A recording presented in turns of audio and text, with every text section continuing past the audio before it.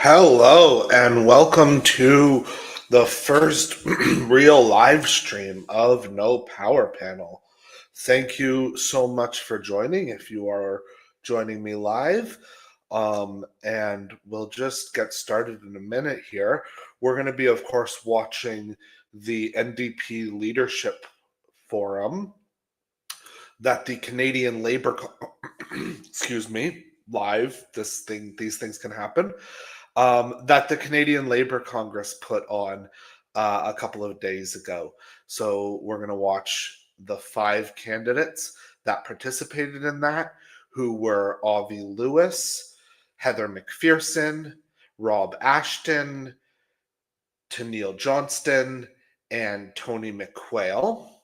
And actually, I'll also let anyone who is here and watching live know that Tony McQuail is going to be our guest in an upcoming episode in the very near future. So stay tuned for that. Subscribe so you don't miss it.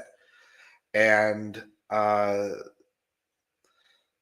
that's some exciting news as well. So let's get started here. We're going to watch this forum, and I'll pause as we go and give my thoughts. I did do a video a couple of weeks ago. The podcast episode was on the current state of the NDP race. At that point, I focused largely on Avi Lewis, Heather McPherson, and Rob Ashton, who seem to have gotten the most attention from the mainstream media in this race. As you also hopefully know, we did interview Eve Engler, who is also a declared candidate in this race, several months ago. That video is available on our channel. Go and check that out. That was the last episode that my previous co-host Isaac did with me. So he is also interviewing Eve Engler in that episode with me. And now there's a few other candidates that participated in this forum that we'll get to know. And like I said, Tony McQuail is going to be our guest on the podcast in the very near future. So stay tuned for that. Subscribe so that you don't miss it. If you haven't already, please like this live stream if you're watching it recorded. I'm going to leave this video, this stream up as a video on the channel. So like the video if you're watching it as a video after the fact. And let's get started watching this leadership forum. I've just realized that I actually don't have my headphones connected. So please bear with me. Like I said, this is my first live. I appreciate if you're here that you are going to do this possibly with me as we go. And we'll see how things go from there. Grab my other headphone over here, because I'm a weirdo who has multiple headphones. All right. Connected. Here we go. And I'm going to make sure that we're good. Here we go.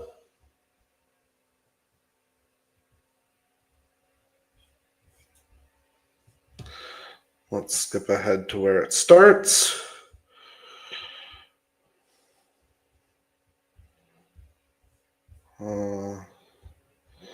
I am not hearing it. I'm going to try refreshing the tab and see whether that helps.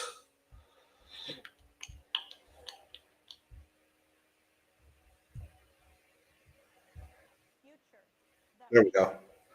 Now I'm hearing it.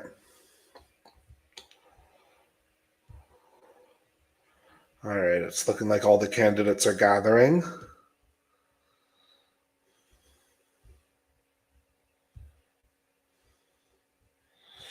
on the stage there. At least the 5 that were invited to attend this. Let's note that there are candidates who are running who are not attending this, most notably Eve Engler, who, as I mentioned, we have previously interviewed on the podcast. Um, Check that out if you want to hear from him in a long form discussion.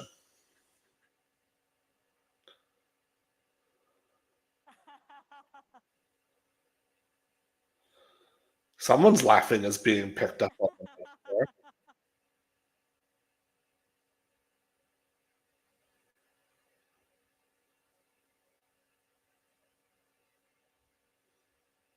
So, good evening, everyone, and welcome.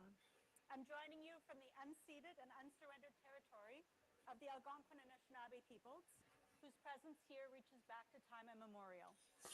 Canada's unions are committed to confronting historical and ongoing colonialism and violence committed against Indigenous communities, and we are in solidarity with Indigenous communities in the spirit of collaboration and reconciliation. It is fantastic to see so many people in the room today and so many more thousands joining us online. So many who care deeply about the future of working people in Canada. Tonight's forum is about ideas and it's about leadership. It's about the future that we can build together for workers right across this country. I am Bea Brusk. I'm the president of the Canadian Labour Congress. The Canadian Labour Congress is Canada's largest labour organization, bringing together Canadian unions and representing over 3 million workers from coast to coast to coast.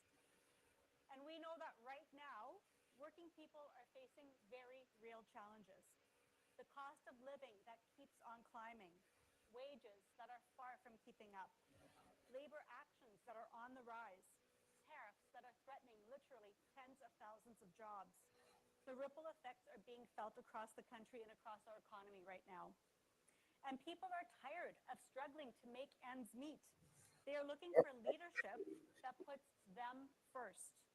Whether it's the public sector or the private sector, union or non-union, across every region and across every industry, there I are always two wonder when I clear watch these issues: kinds of things good jobs and affordability. what Canadians people want to know that actually many like, what the working people are moderators living and the better, organizers not worse, behind these kinds of and they want things, governments to make what life their easier, stances not are harder. on so many of these Every issues that single they're political talking party in about, this country because is now they don't know championing that the it's the voice of same working as what people. the majority of And people, that tells us something really and important. that kind of Working people hold back the and balance of forth power in this is country. always a And the question is, concept to me. who's truly ready to fight for them? And that's why tonight we're having an honest conversation with the NDP leadership contestants about their vision for Canada and for working people. Each candidate will join me on stage one-on-one for a 10-minute conversation. They will use that time to outline their priorities for workers, and they will answer a few 10 key minutes questions doesn't feel like about very long. their leadership styles, their values, and their vision. So For the record, I've invited every leadership candidate to appear on No Power Panel. I renew that invitation now. We've had Eve Angler. We're going to have Tony McQuail. We're looking to have the rest as well. I don't know what you can get done in a 10-minute conversation. I've interviewed a few people now on this podcast, and 10 minutes is not enough time to get into the actual things that need to be talked about and that are helpful to people in making decisions about how to vote in races like this one. Like, if you're going to do this kind of thing and make it a spectacle, have it be for longer than 10-minute conversations. Oh my god, it's not that complicated. let's get started, my friends. Let's hear directly from those who want to lead Canada's Labour Party. And let's talk about what leadership looks like.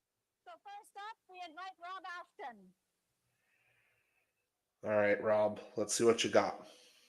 So Rob Ashton has spent more than 30 years working on docks, working hard, standing up for his co-workers, and fighting for fairness and respect.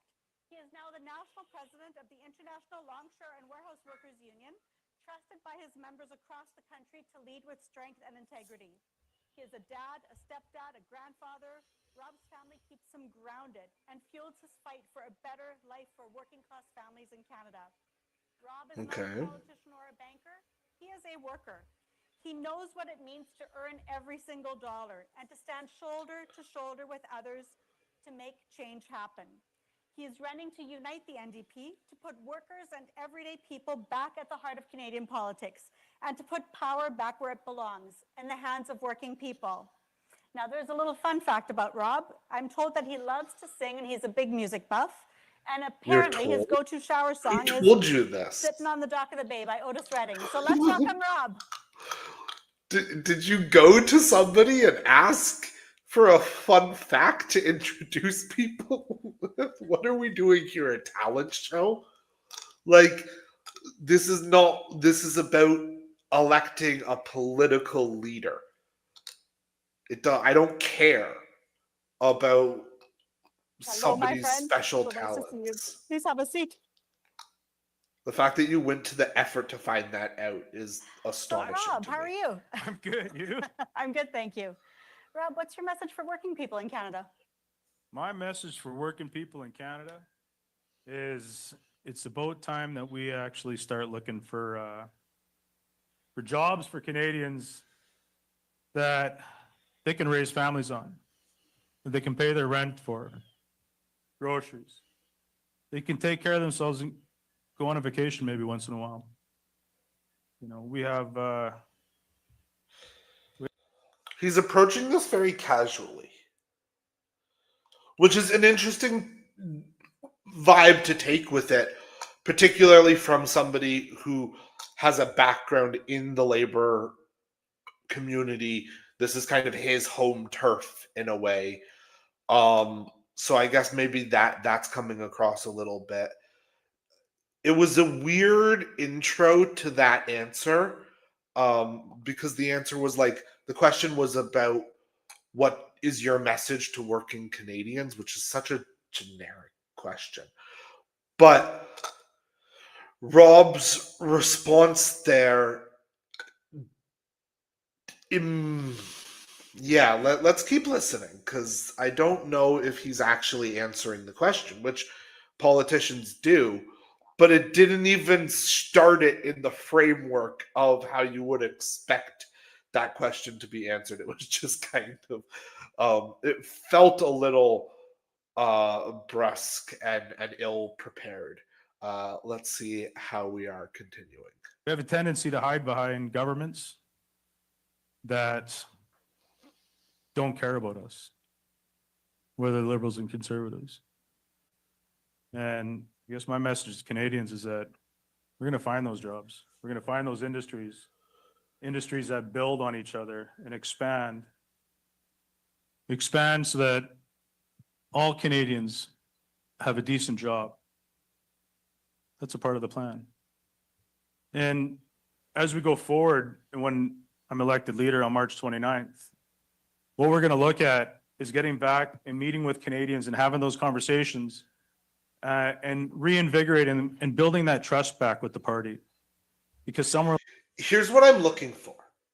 Fundamentally, here's what I'm looking for out of all of them. Because the problem with a leadership race is that you end up saying the same things as everyone else. And so what I'm looking for is who is going to say something different?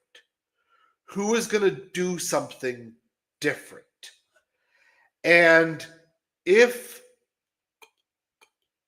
they're all just going to say we're going to reconnect with the party to working class Canadians without taking either that next step or making it about something slightly different in their approach, then it's all going to blend together in the mind, and it's going to kind of a couple days later feel just like a salad again, and everyone's mixed back up. And that's not good for any of the candidates, and it's not good for the party. What they need are people who actually have some fundamental differences to sort those out. So I'm hoping that we're going to start seeing some of the candidates taking a stab at differentiating amongst themselves, because there are real differences in this leadership race. And when you're all just saying the same generic NDP talking points at these kinds of events where you actually have party members' eyes on you, you have union leaders' eyes on you, then these are the opportunities where you actually need to be making some of those differences known. Heaven forbid having some orange on orange fights sometimes. That's actually not a bad thing, because there are differences within the party, and those do need to be sorted out so that the party can get to the place that progressive and leftist Canadians need a party to get to, which is on the verge of making fundamental real change in the country. So, we're still very close to the beginning. We're going to keep watching Rob Ashton here, who's the first candidate. Just reminding, if you haven't already, like, comment, subscribe, all that fun stuff. Here we go. As we get going, I'm hoping that what we're going to see is Rob Ashton and the other candidates, as we get to them, doing some of that actually sorting out of some of the deeper issues that are why the NDP has gotten into the situation it's now in, which is not a good one. So let's keep watching here. Along the lines, we lost their trust. And we have to go into places where we might be uncomfortable going into, to have uncomfortable, hard conversations with Canadian workers and Canadian people. And then the next step is using those conversations to get new Democratic Party MPs elected across the country in places where some of us may not historically know or think that we could get people elected. That's the plan. That's how we have to think. We can't think small school. We got to think big dreams, big ideas. We have to push people, talk to them, get our people elected and get them reelected and reelected. Okay. And every election after that, expand on our base. But you're still not doing the fundamental thing of answering how, right? This is still just what all of the candidates are going to say. Yeah, we need to reconnect to working people and we need to then get candidates elected. But there's a fundamental missing piece here that the NDP has been struggling with for so long, which is turning itself into a movement-based politics approach that actually is able to get hundreds of thousands of Canadians on the ground, door knocking, doing the work that it takes to actually get candidates elected, right? The problem with the NDP is that they try to run traditional campaigns, and a socialist effort is never going to be able to win an election in a conventional red versus blue versus orange dynamic, because the red and the blue are always going to have more money. They're always going to have more credible people. And so fundamentally, what the orange team needs to do is turn politics on its head. And this is something that, like him or hate him, and his approach to what he did with the party, but the reason why the party succeeded in 2011 was because Jack Layton in that election looked at the electorate and said, Ottawa is broken. He fundamentally turned campaigning around and made it so that traditional campaigning didn't work for the Liberals the way that they wanted it to, because Jack turned that into a bad thing. Jack turned that into a part of why Ottawa was broken.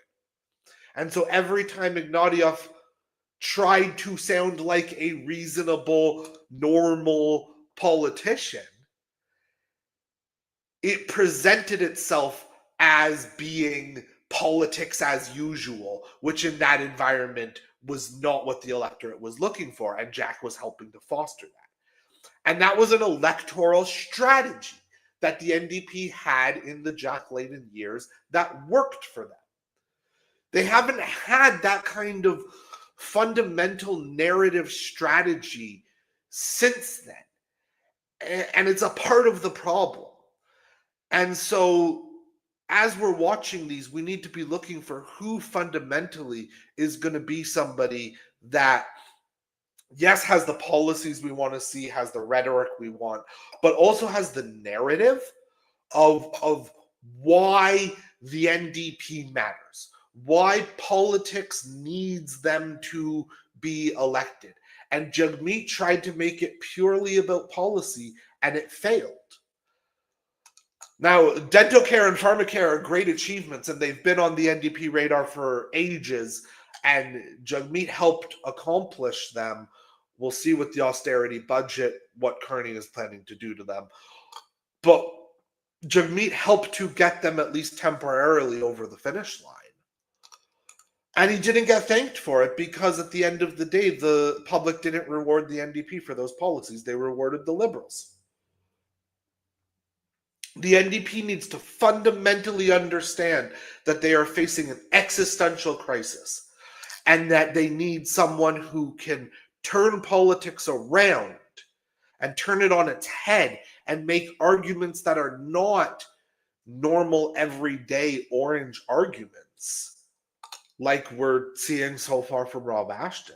And I don't know if Rob Ashton can do that or not. I hope that all of these people can, because we need strong leftist campaigners in Canada right now.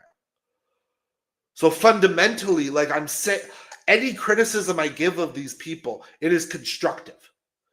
It is because I want the NDP to succeed. I want the Green Party to succeed. I want left-wing Liberals to take back over the Liberal Party.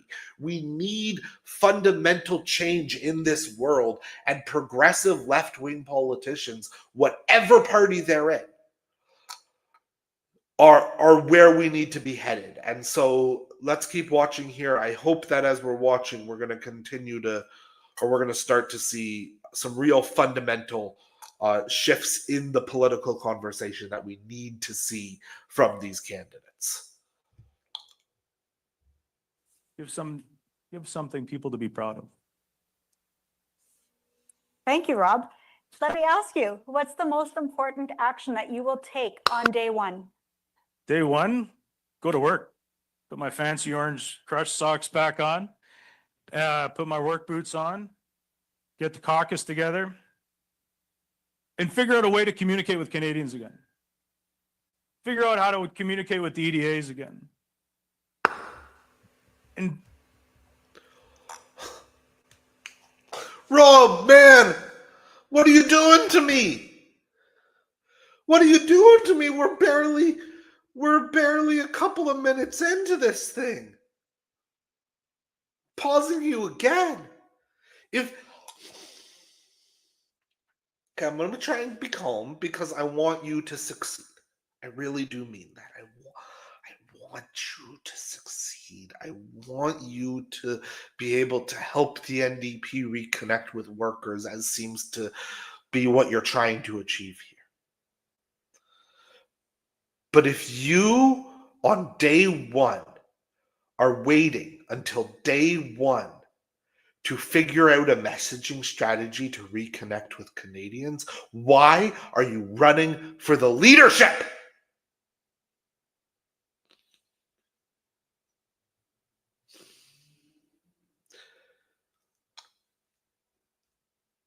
You need to run for the leadership if you already have a concept as to what the messaging strategy should be. That is when you run for the leadership. If you are going to get the caucus together, if you're running to get the caucus together to figure out what the messaging strategy should be, I'm sorry, but the current caucus are the people who helped put together the messaging strategy for the last election. There are good men and women in the current NDP caucus, and they all successfully won their seats, and that says something about their own political instincts and their own political abilities. But for the the party right now doesn't know how to win an election. We need a leader to come in and help the party understand that question. You need to be having a leader who already has an answer, not winning the leadership and then trying to figure it out. What are you doing to me? Find a way an easy way for people to tell us what they think the problem is with our party.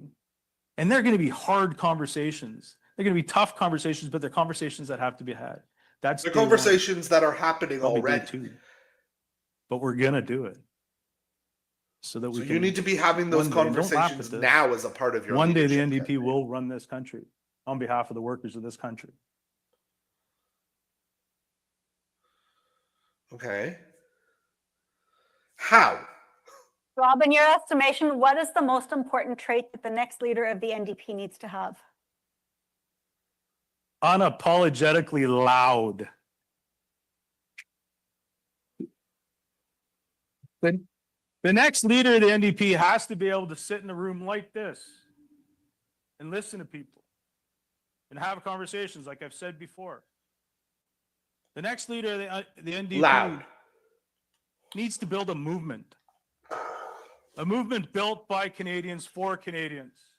All right. A movement that's going to lift us away from the bankers, away from the corporations, and drop Canadians where they belong, in the house, where workers built. How are you going to do it?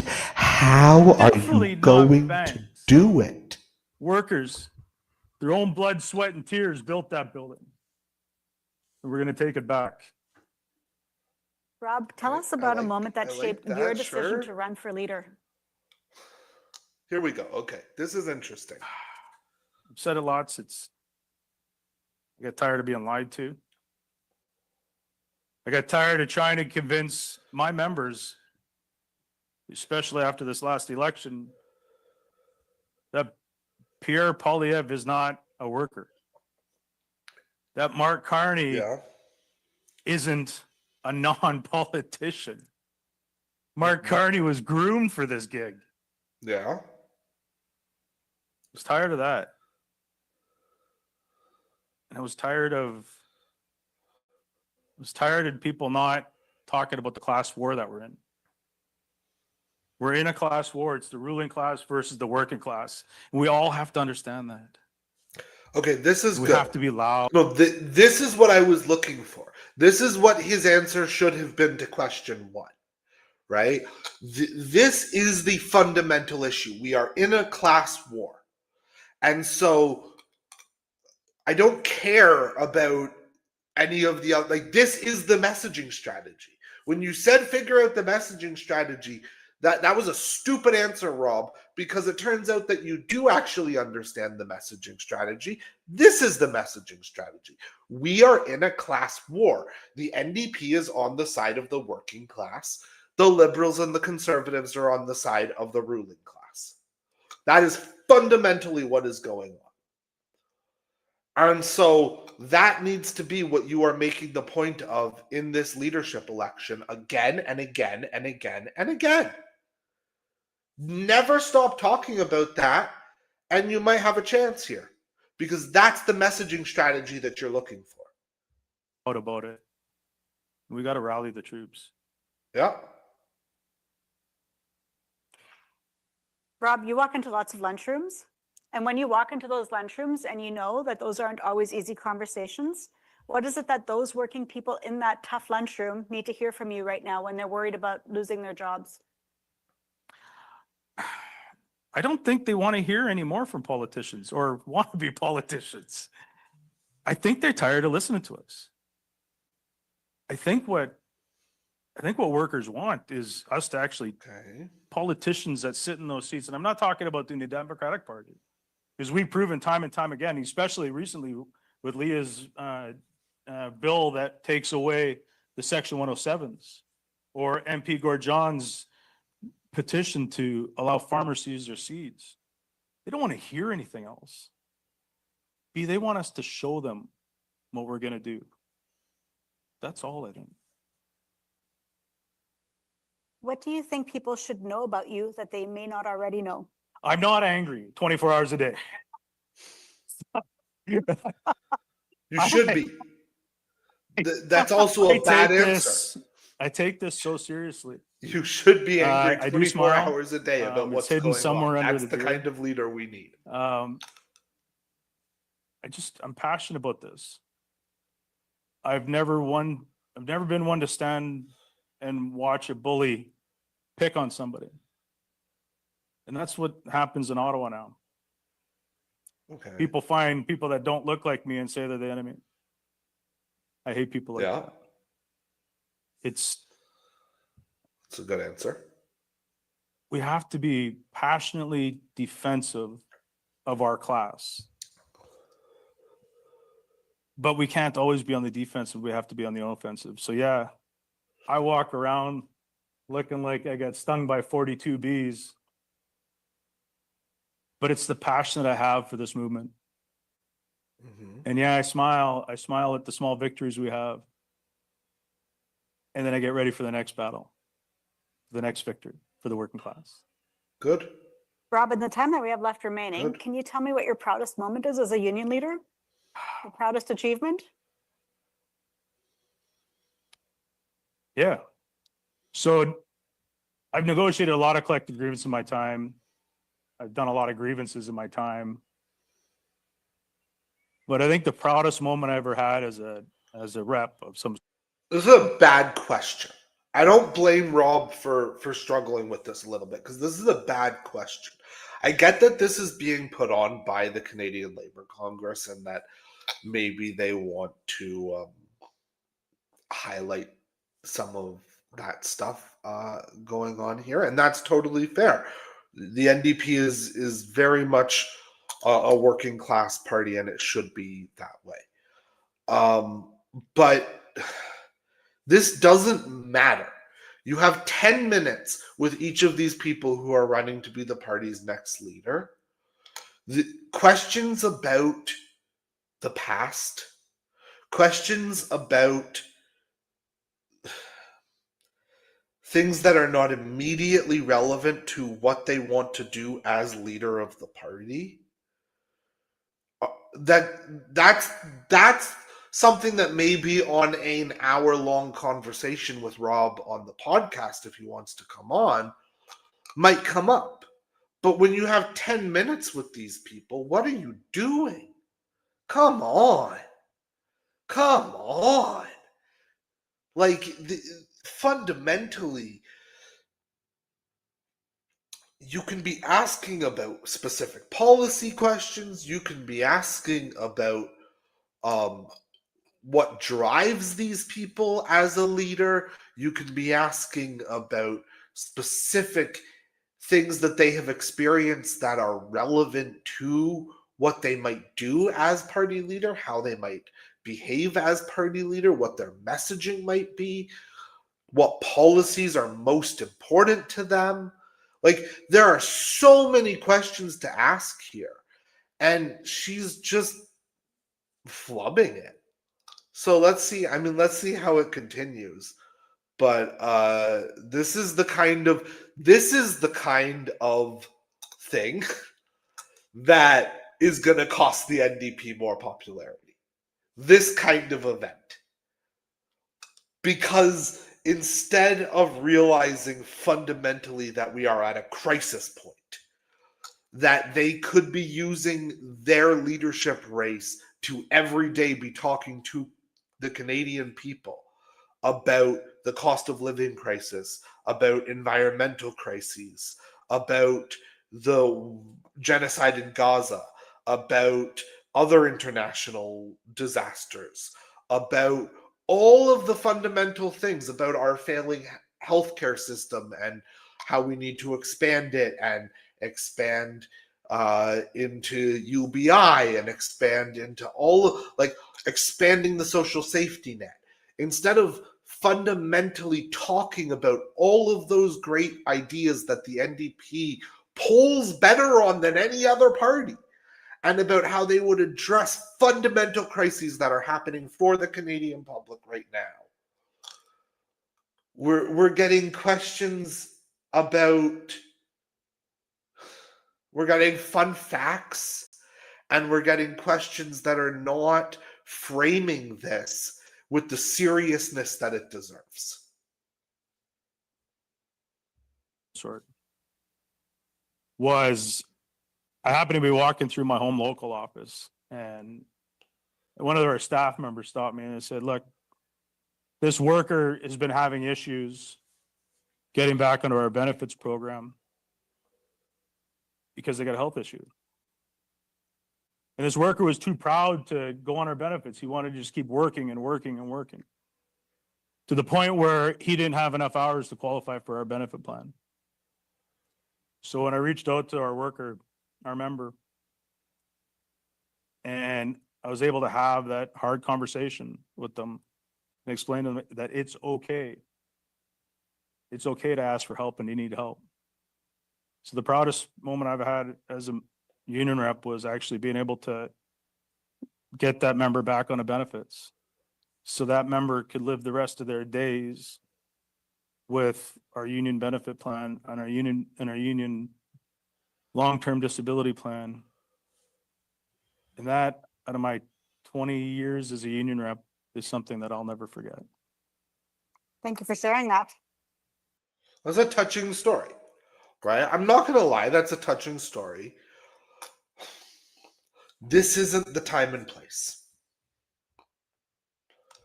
At least not unless every other moment of this conversation is spitting fire about the crises that we're in right now.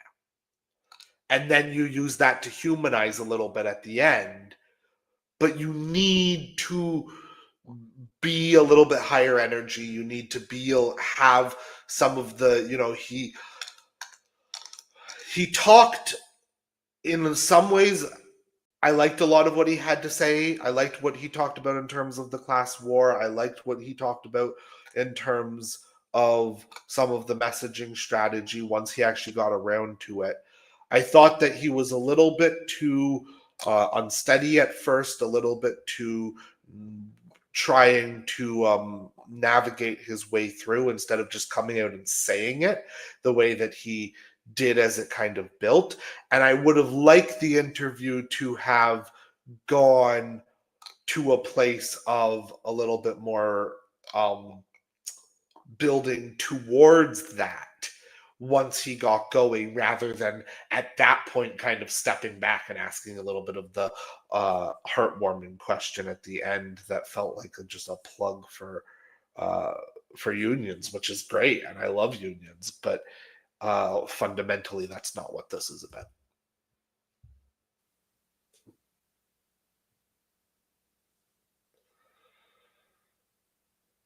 One last piece that I have to ask you about. Can you describe the future of labor using one word? Powerful, baby, powerful. Okay. I like that. That's a good answer. That's a good one-word answer for that question. And that's not a terrible question to be ending. Everybody.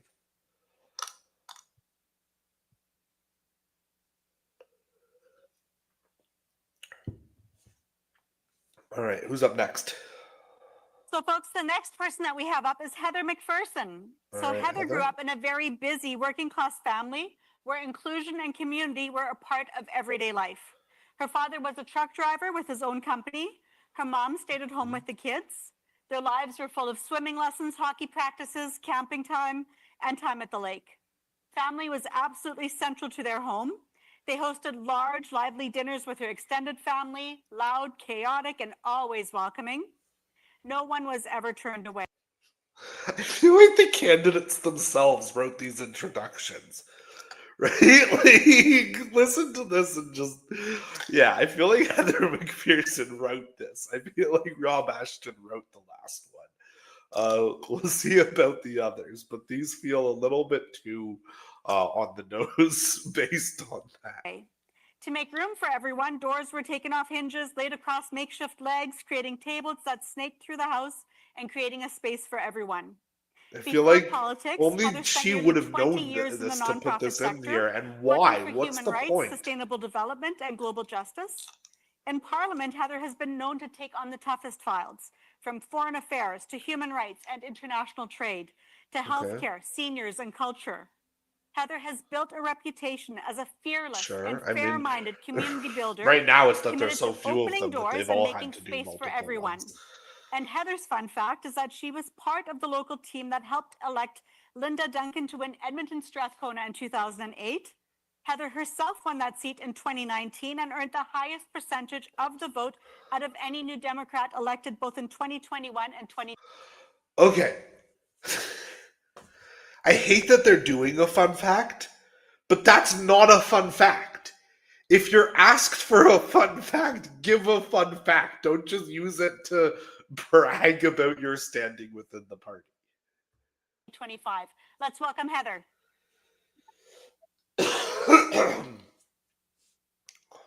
Sorry, I hope I didn't blow your ears out with that cough.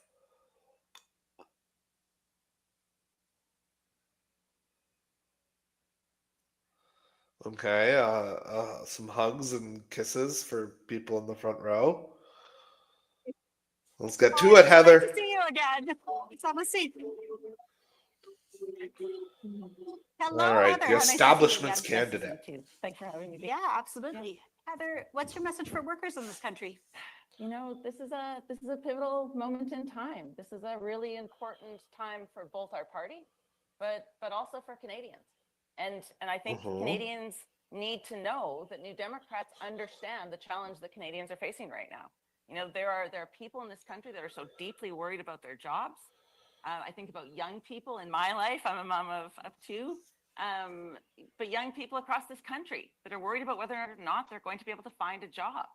The fact that people aren't sure they're going to be able to pay for their rent or their housing.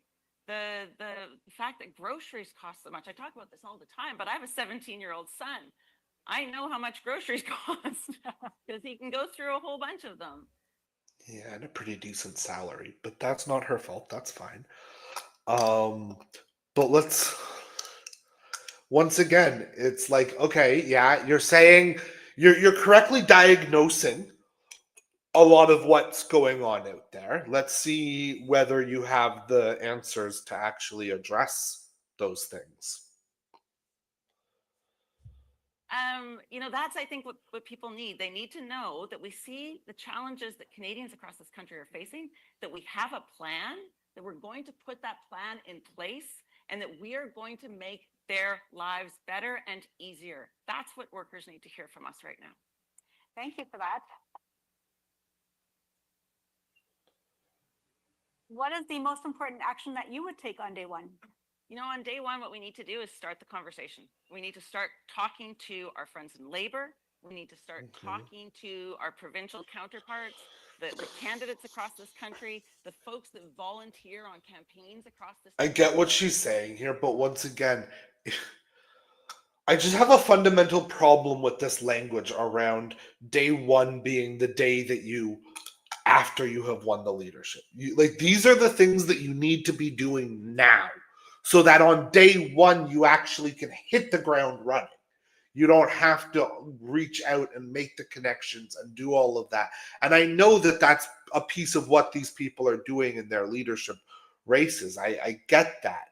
And that some of this is just rhetorical devices.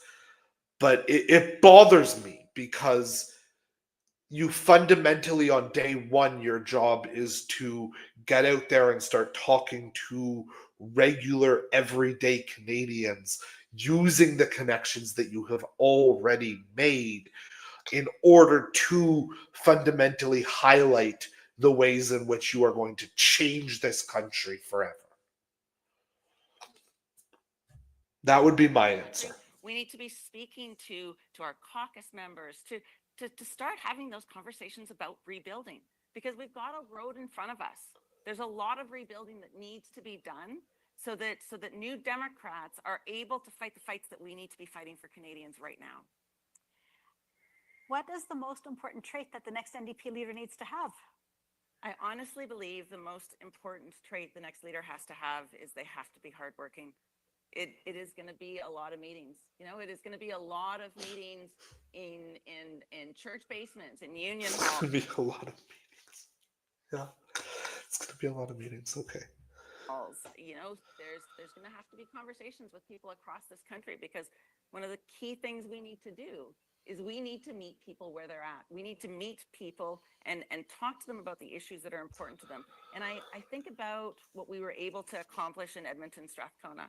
You know, you mentioned in the introduction in 2008, that was a Oh, so conservative this is seat, why you wanted it and included. we You took wanted it to from set them. up this And moment. it was a nail biter. All We right. took it from them. But one of the things that we did from then is we worked so hard to build up our EDA, and we didn't stop there. You know, when I was elected in 2019, Rachel Notley wasn't sure she was going to, in fact, vote for me. She wasn't sure she could vote for the federal party. In 2025, she stood with me at my lodge and endorsed me for the leader of the NDP. Fundamentally, though, is that something you should be bragging about? That somebody who didn't agree with the party in 2019, when you were running for the party, has endorsed. I mean, like, I guess persuasion is important, but I don't know that that's persuasion. My fear is that that's capitulation. That it is not Rachel Notley that has changed, but that it is Heather McPherson coming in and trying to instill Alberta centrism onto the federal party. I hope she comes on the podcast so that I can put that question to her. I hope that other people are putting that question to her, because I'm worried. I'm fundamentally worried about losing a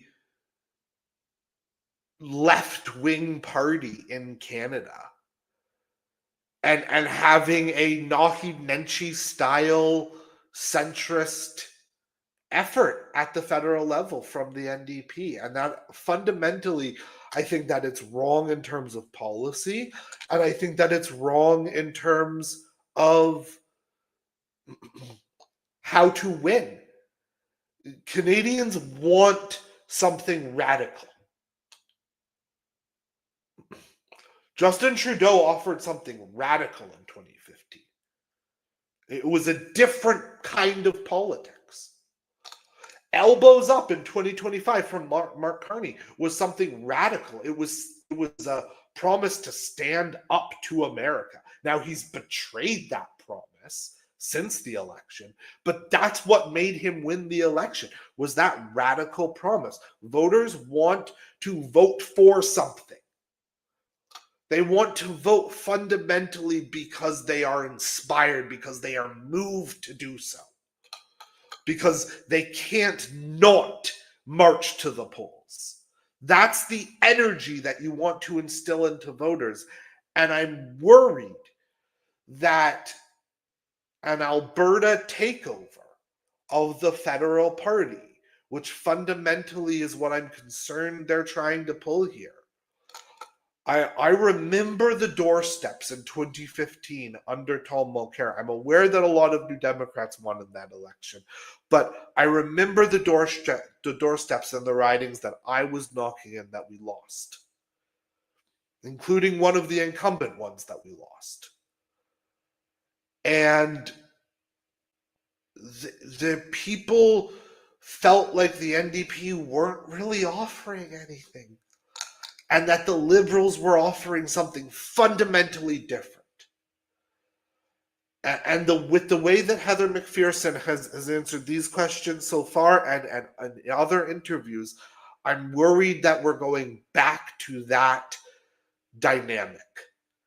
And I don't think that that's what is going to be successful going forward. Like I said, I hope she comes on the podcast.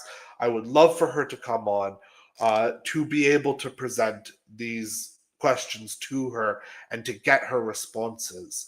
I don't think she should be nervous about having that conversation. I think that these are things that she needs to address to assuage radical leftists who want to have a home in the NDP but are worried about not having the kind of fight that we need to have about how she sees those issues.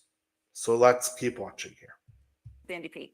So for me, it's building. So it's making sure that we're working with our EDAs. We brought in a regional organizer that would actually work across Alberta. Our EDA paid for that, but it was so that we could expand, so that we could build up Edmonton Griesbach, Edmonton Centre, Edmonton Manning, that we could actually start spreading I don't need to win with 62% of the vote.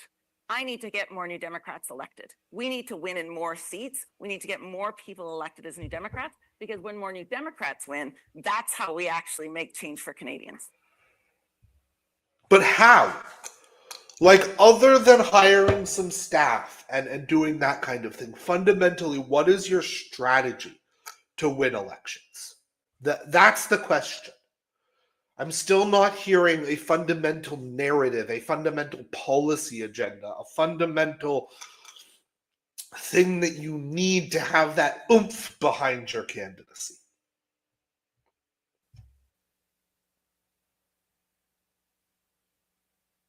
Tell us about a moment that shaped your decision to run for leadership.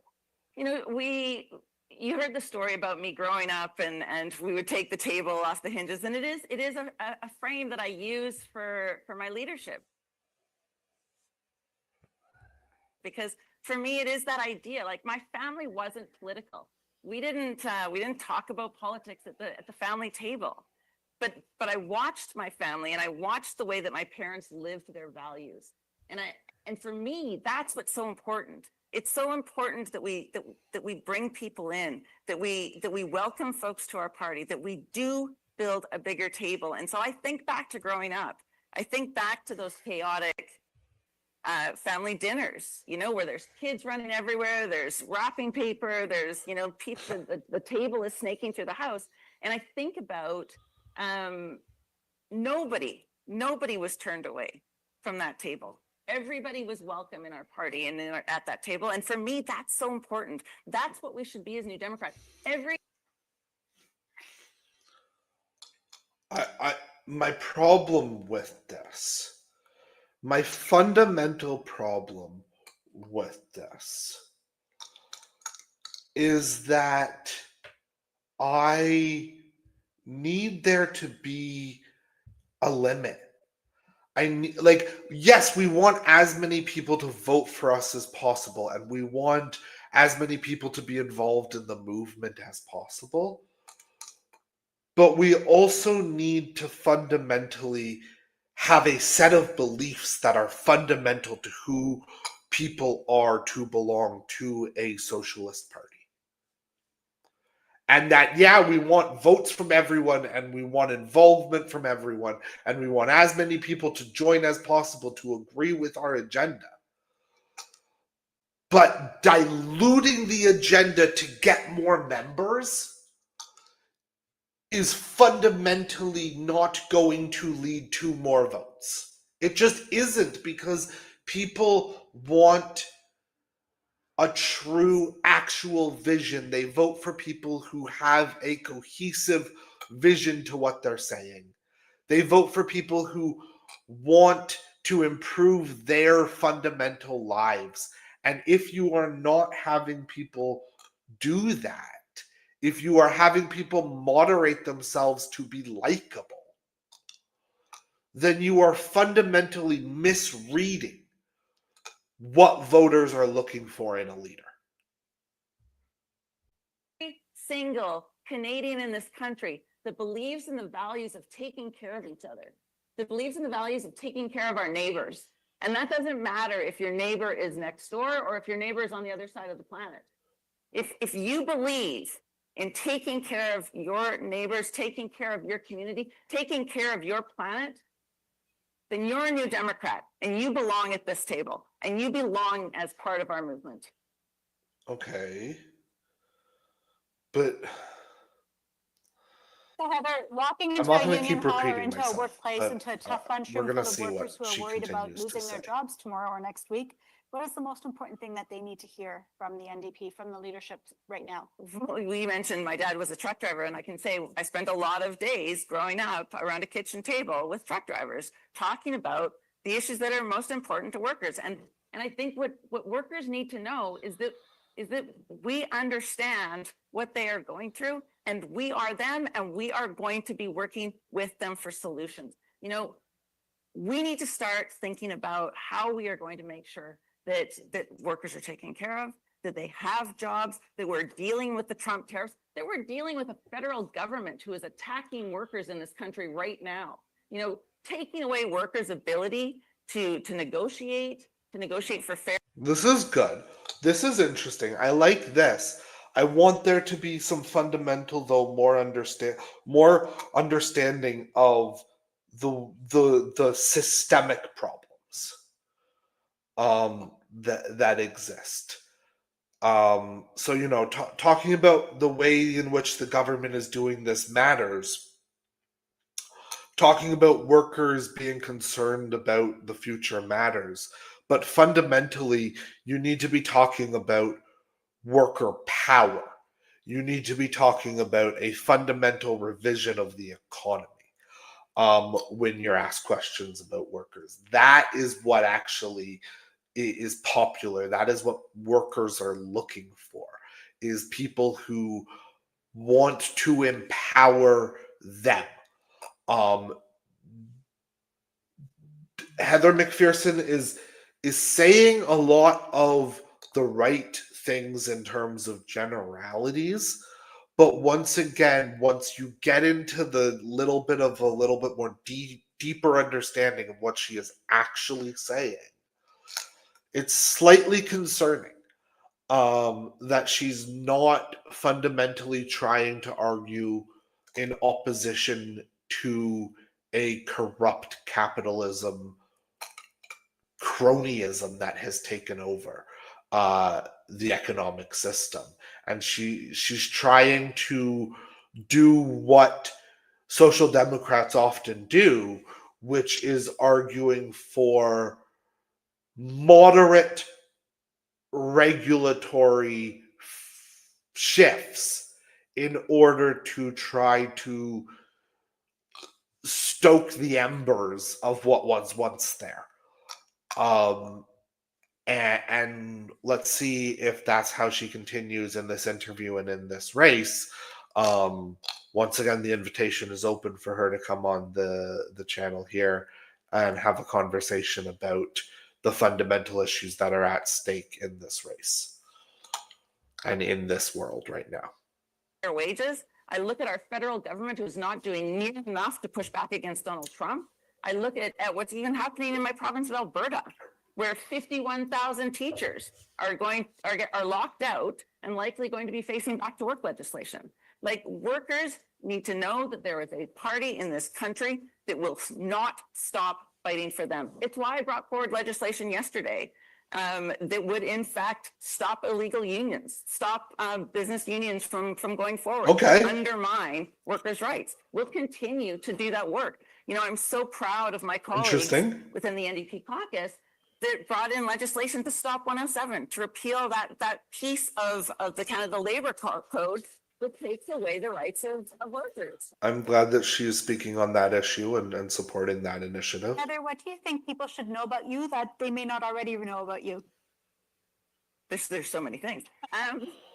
Listen, I think one of the things that I want folks to know is just how committed I am to rebuilding this party, and how hard I want to work to make sure that people around this country see themselves at our table, that people know that this party is for everyone. And it is not about changing our values. It's not about changing what we believe. It's about changing how we talk to people and where we talk to people. It's about meeting them where they are and seeing, letting them see that, you know, we're in the fight with them. We're there to help them get ahead and help them move forward. That's why we're all in this. This is why we're all New Democrats. And that's what I want people to know about me. What is your proudest moment? Once again, like it's a fine answer to a pretty bad question. It's not a spectacular answer to a pretty bad question, which I'm hoping someone will give to that question, because it's pretty clear now that these are going to be mostly the same questions every round, which I guess is one way to do this. Personally, I like to tailor more of the questions to the specific person, but that involves actually really fundamentally thinking through what you're going to ask. So these are some okay questions mixed with some pretty bad questions. I don't think they're actually going to fundamentally tell us a tremendous amount about any of these people or their visions for the party or the country. We'll keep watching, because we've done now mostly two of them, and we'll go through the rest as well.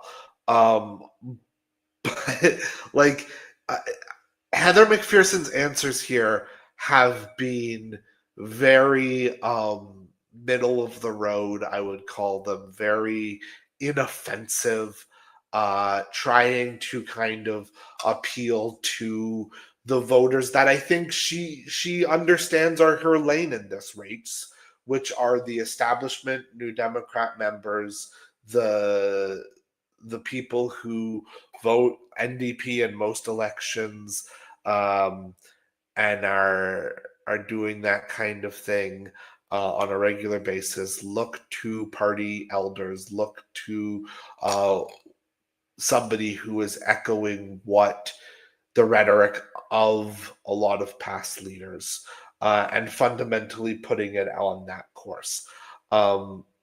Which is fine. I mean, if that's what the NDP is going to continue to be, if this is going to be Tom Mulcair, Jagmeet Singh, establishment lane once again winning, then fine, and that's the direction that the party goes, and they see the result of that it'll be. Or maybe Heather McPherson will surprise us during this race or afterwards. I'm not unwilling to accept that will happen. I would like it to happen. I want a radical, different thinking party to emerge, because I genuinely believe that there is an appetite out there for it.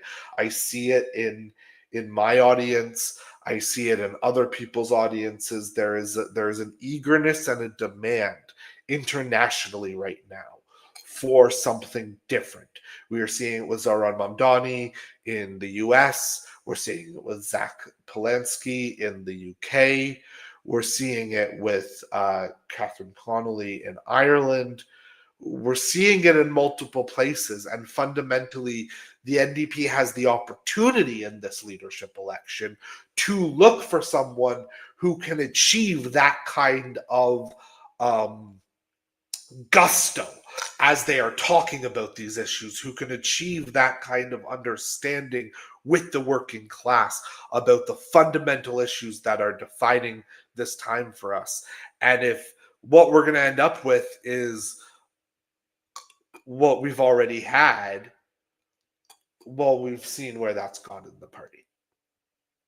Let's continue and we'll see how things go. They're on the campaign trail or as an MP?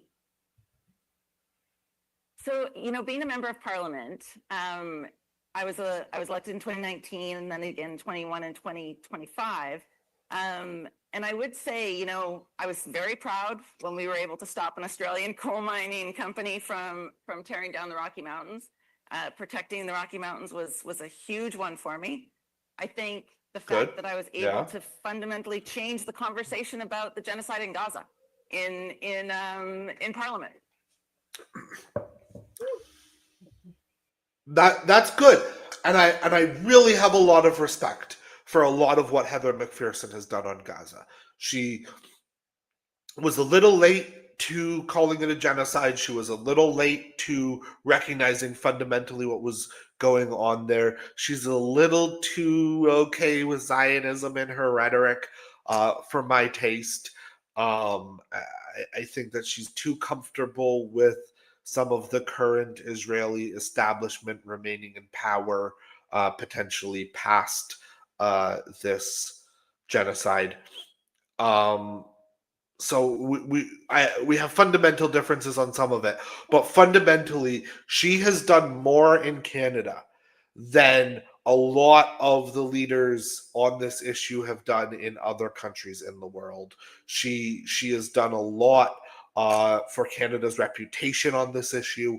She has forced through motions in the House, forcing the Liberal Party to at least have some level of compassion around what is going on.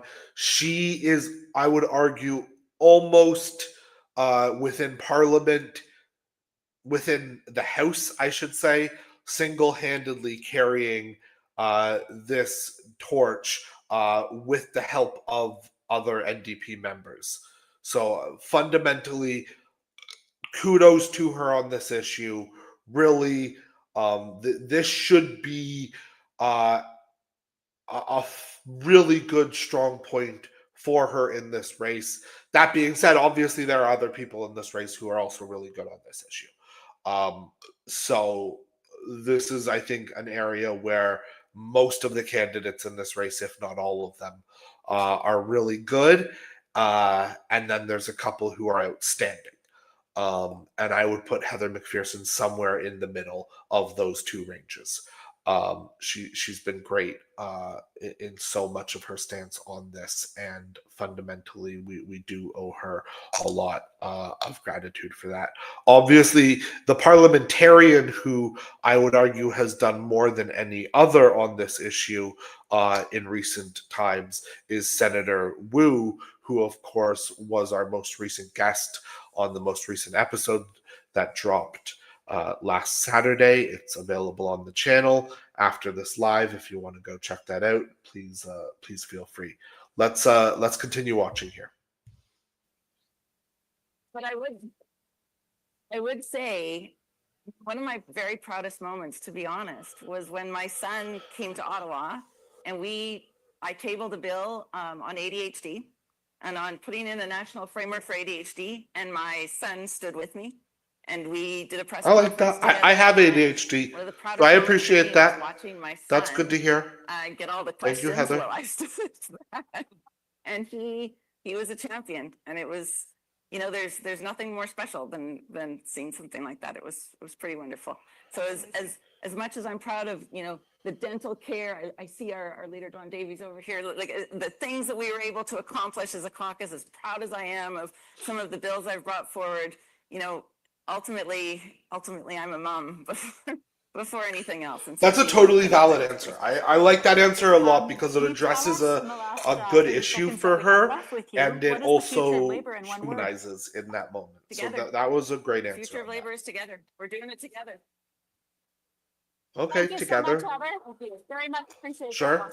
I mean, it doesn't say anything about the success of it, Let's give it up for Heather. which is fine. I mean, not great, but being together, solidarity is key in the labor movement. So, So next candidate is that's Tony a fine answer. McQuail. Tony has called Huron-Bruce home for over 50 years. All right, here's Tony. I will be interviewing Tony very soon, so I'm interested to hear. In the fight for And of sustainable course, agriculture any of the things that I want to ask follow-ups on, I'll have an opportunity to and do the that. Ecological Farmers Association of Ontario.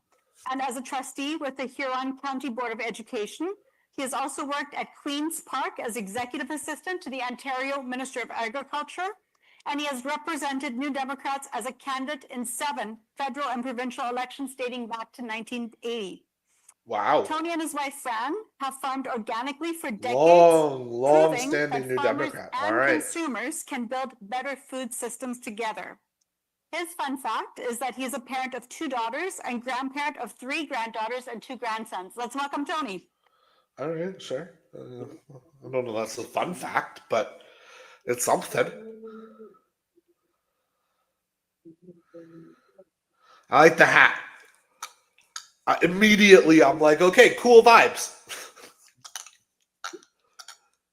Having still that is a good to have that as a vibe for something. It's something different. It helps you stand out in the crowd. Tony, so nice to see you again. Please have a seat. Did he just Welcome, come up Tony. singing? So, Tony, yes, give us your view of what workers need to hear right now. I think right off the bat, they need to hear that they're people, they're part of our community, and they're not going to be thrown under the AI bus. Boom! Boom! I'm not just saying this because Tony's one who has agreed to come on the podcast, but that right there is not answering with generalities. It's not trying to satisfy a million different needs all at once. It is a specific message to workers, which is what is being asked for. That they are a part of the community, that they matter, that they're not going to be thrown under the AI bus. And we'll see what he goes on with here. But like that just immediate response in a fundamental understanding way is such a difference from the previous two candidates that we've seen, and such a welcome one. Maybe he'll disappoint as we go ahead, but so far I gotta say, liking the way that he immediately started off with an actual message to workers that was important and fundamental to what they needed to be hearing right now, and was not just an appeal to have them support his leadership campaign. He understood what the mission was in that question better than either Rob Ashton or Heather McPherson did. I also want to say that my 4 R's that I've been promoting since I got involved in this exciting and challenging process are representation, regeneration, redistribution, and redesign. Change always happens, and we are facing a number of crises. The two that are most on my mind is a collapsing ecosystem and a social order that's in crisis in terms of the inequity that we're seeing. And so representation, workers need representation, because our first past the post system has been working for the elite since before Confederation. This is really interesting because he's come out and he's done what we talked about fundamentally trying to answer the question and give a reassuring message to workers about something that they needed to hear. And then he has turned it, but not in, talking about his messaging in his leadership campaign, but it's not just generics. It's fundamentally presenting a case, fundamentally presenting understanding for what he is looking to have people know about who he is as a candidate, what he's representing, what his diagnosis of the problem of our society is, and how he wants to solve it. Now he's going to, I'm guessing, go through each of those 4 in a little bit more detail, which will be interesting to hear. But that's such a welcome way to handle this kind of question, is to answer it and help workers understand what your approach is to how to win their support, as opposed to just presenting some generics and asking for them to support you. You need to present an actual vision, an actual understanding, whether or not somebody agrees with you or not. Knowing that you have thought through the issue before tonight is so key to help understand what is going on here. Let's keep watching and we'll see how things proceed. And after the First World War, after sacrificing hundreds of thousands of workers on those battlefields, when they came back, those who were able to come back, well, you couldn't tell them, you don't get the vote, sorry, we don't get a say in what happens. So workers and women got the vote in the 1920s, but the system has kept them from getting effective representation. Mm-hmm. And for democracy to work at its best, Everybody has to be at the table. At its best, democracy lets us find our collective wisdom. And as a society's understanding I like changes, Tony. make the transitions. But we haven't been doing that. We've been stuck in a corporate capitalist consumer society because that's what serves the elites. Oh my God. He actually said it. He actually said it. He actually took on the true evil, which is corporate capitalism. To fundamentally paint that as the enemy is to understand fundamentally what is going on here. Is to present a real vision for the future of a socialist party. And if that's what Tony McQuail is in this race to do, whether or not he wins the leadership, I'm grateful he's in this race. Because we need more people in Canadian politics talking this way, talking just fundamentally calling out what the real problems are and presenting credible, interesting solutions in the way that he's doing. So I'm all here for listening to more of Tony McQuail. I'm excited to talk to him when he comes on the pod because this is definitely the kind of candidate that we need to see more of going forward in our politics. He's got his own vibe, he's got his own style, and he's rocking with it. And he's also talking in a way that is fundamental, helping people understand what he actually wants to do, what he actually sees as his role as a leader of a movement in this way. So let's keep listening to see where we go from here with him. If you think back to World War II, what if the CCF had won and said, we've got this incredible capacity to produce as a society and as a country as a result of our gearing up for the war? What if we'd said, rather than let's figure out how to advertise and make people consume ever more, we said, how can we help farmers and workers and families have more time and use that productive capacity for our basic needs? So we need to get proportional representation. And until we do that, we're going to have to figure out how the NDP and the Greens and possibly other parties work together so that we don't keep making it impossible for us to get around the table effectively. Regeneration. I don't is my disagree with second this. point, I don't because if we disagree don't with look this. after the environment, we've got nothing to work with. We don't have anything to be progressive about.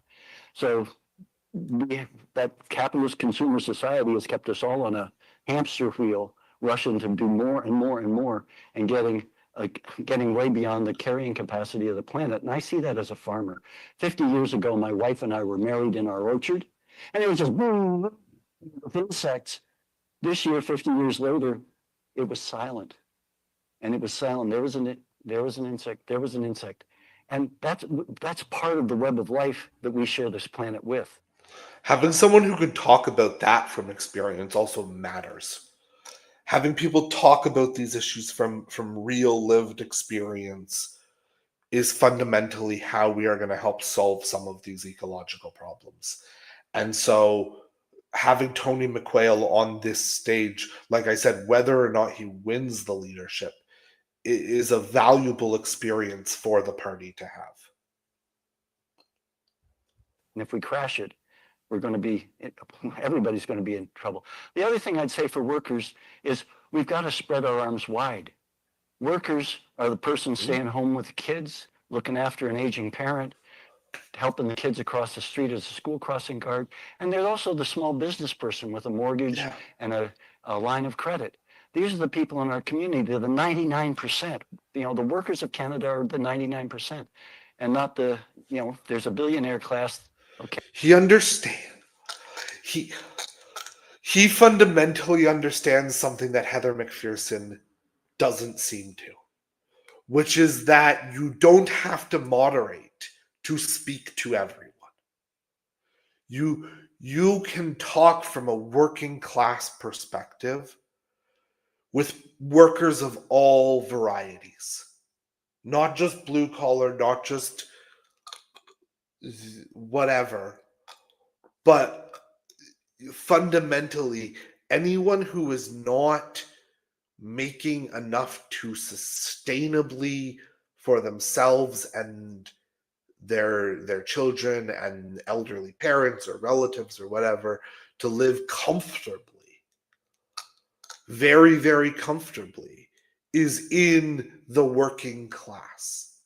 We can pursue an agenda for the working class and for the middle class that benefits everyone. And he understands that you can have that conversation without needing to not talk about fundamental, important restructural policies that are necessary to bring about that change out of fear of offending people in the way that Heather McPherson seems to be doing with her messaging. Hey, we need to figure out how to get them. That's the third one, redistribution. How we get the wealth of society much more fairly and equitably distributed. And then the final one is redesign. And that's another part in terms of workers, is we have to figure out how we redesign the economy so that it works fairly and works within the carrying capacity of the planet. And for that, we have to make wise and sensible transition programs, because some jobs are going to disappear.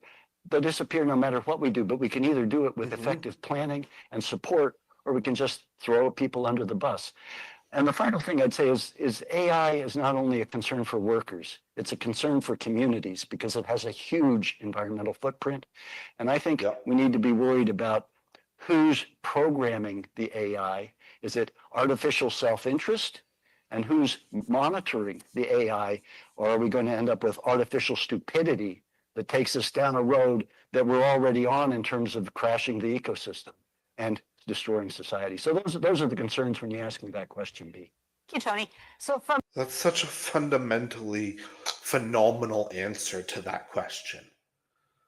Like, taking it through point by point by point that he made, he understood exactly how to answer that question in a way that fundamentally speaks to the actual real lived concerns of working people, and to address those, and to do it in an inclusive way, not an exclusive way, while allowing for the types of radical solutions and statements that are needed for working people to take you seriously, which is what needs to happen.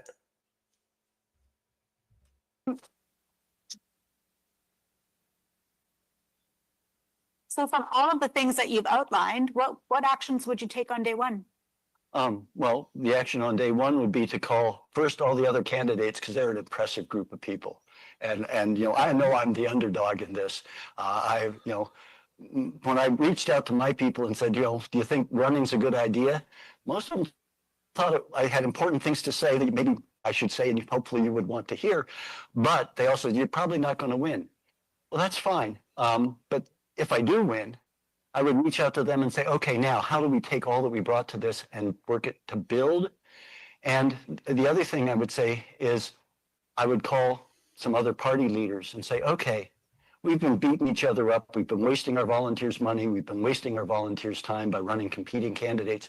What can we agree on now? If we had formed a minority government, we'd have had to figure out what we could agree and work on. Let's do it 3 or 4 years before the next election, come up with a clear position, then figure out how to not run competing candidates, but have a single candidate bringing that forward so that maybe the disillusioned liberals. Okay. This is interesting, and I want to talk about this concept. It came up when I was very heavily involved in the NDP during the 2011-2012 leadership election. Nathan Cullen was championing it at the time. I liked Nathan Cullen a lot. I didn't love this idea. I ended up voting for Nathan Cullen on ballots 2 and 3, despite my questions about this idea. My issue with Nathan Cullen's idea at that point was that he was including the Liberals. And the Liberals, let's be honest, are not actually a progressive party. They are not actually a party that is friendly to the left. They are a hard centrist party that understands how to give progressives just enough in order to win their votes. The problem then is that when the Liberals are larger in terms of resources and larger in terms of organization, they stand the chance of just absorbing the other parties. If the other parties say, okay, in the ridings where you stand a better chance, we'll stand down, right? Then it really, the NDP and the Greens become real fringe parties running in a handful of seats each. And in all of the rest, progressive voters either have to vote for the Liberals or vote for Conservatives because they're crazy. And they fundamentally, then the Liberals don't actually have to continue to govern to progressive voters' interests because you have to vote for them anyway. It's what we've seen happen with the Democrats in the States. It's what we've seen happen with the Labour Party in the UK. The fundamental problem with that is that you then don't have real left-wing politics existing anymore. So I'm okay with this idea. I actually like this idea quite a lot. If it is talking to the Greens, if it is talking to smaller parties that don't actually have any seats in Parliament, but maybe have a handful of ridings where they win a couple hundred votes, and that part of that coalition might be helpful. But I need to have a broader understanding of what he is actually talking about here to understand how I feel about it.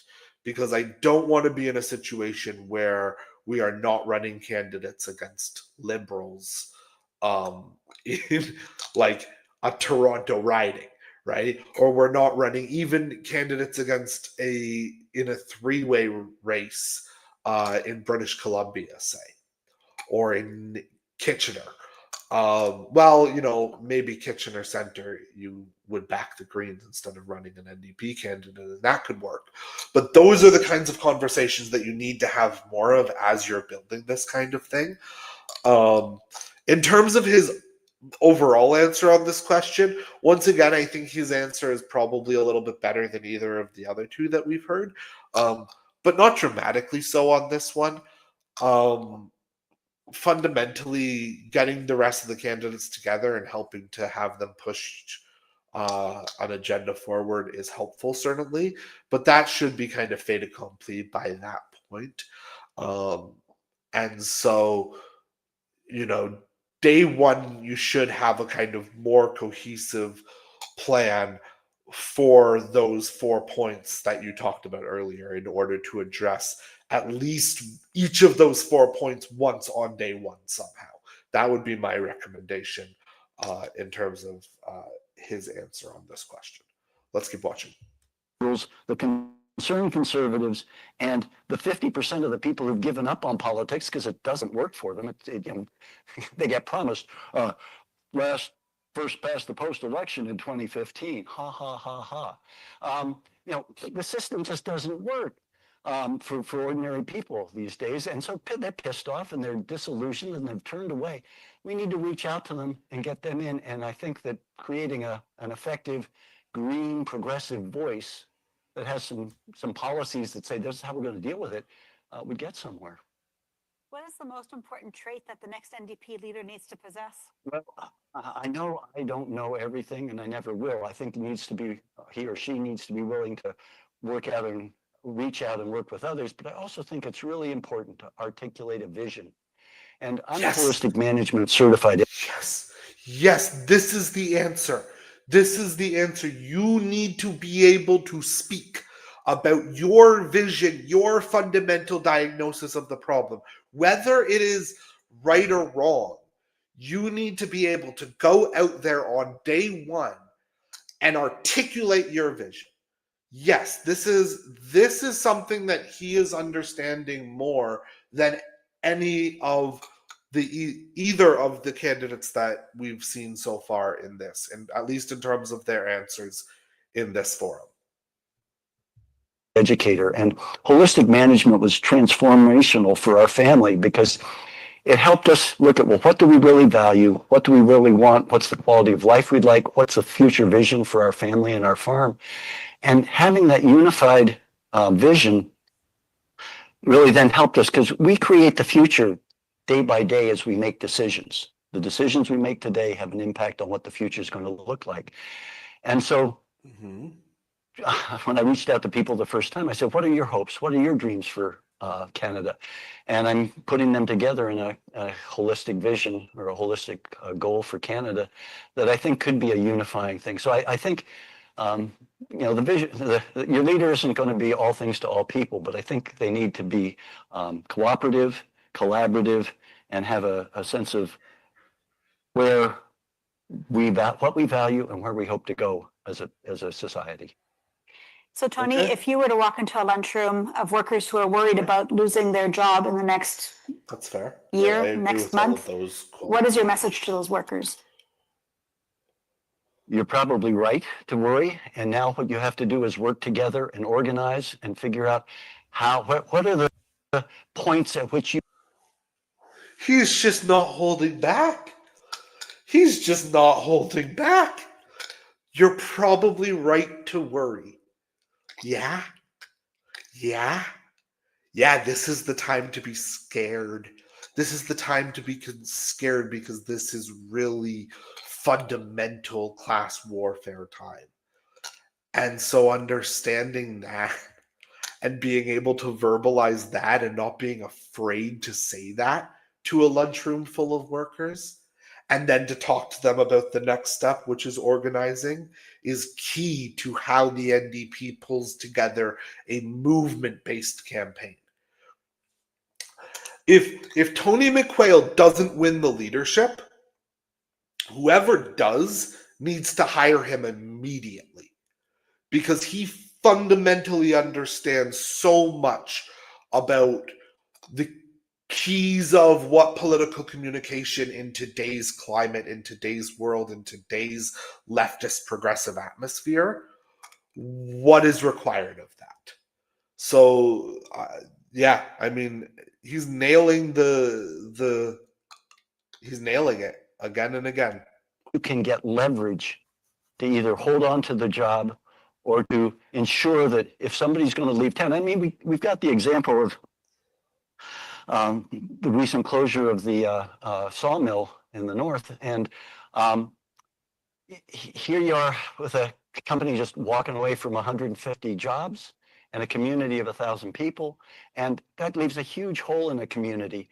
And so people need to organize, but also we need to think long-term as well. And how do we work toward more cooperative ownership or collective ownership of the mills or of whatever we're in, so that we don't just let foreign absentee ownership end up pulling important parts out of our communities, and that happens rurally and urban. Thank you for that. With the time that we have left, what I'm wondering about is, what is the future of labor in one word? Representation. For democracy to work, everybody's got to be at the table, and figuring out. That's maybe my least favorite of his answers so far. I don't dislike it. I just fundamentally don't know that it adds anything to the conversation. But if that's genuinely how he feels, then that's a valid answer to give. Here's what I will say about the Tony McQuail interview. He is not as polished as Heather McPherson, clearly. He doesn't have the kind of history in the labor movement and that kind of camaraderie with those in the room as Rob Ashton. But he fundamentally has understood the assignment in a way that neither of them did. We're going to keep watching. We'll see whether Avi Lewis and Tennille Johnston do as well. I hope that they do. I want as many of these candidates as possible to be strong. I want as many of these candidates as possible to be people that the left can rely on going forward. Certainly, Tony McQuail has understood things that are important for politics in this country in this moment.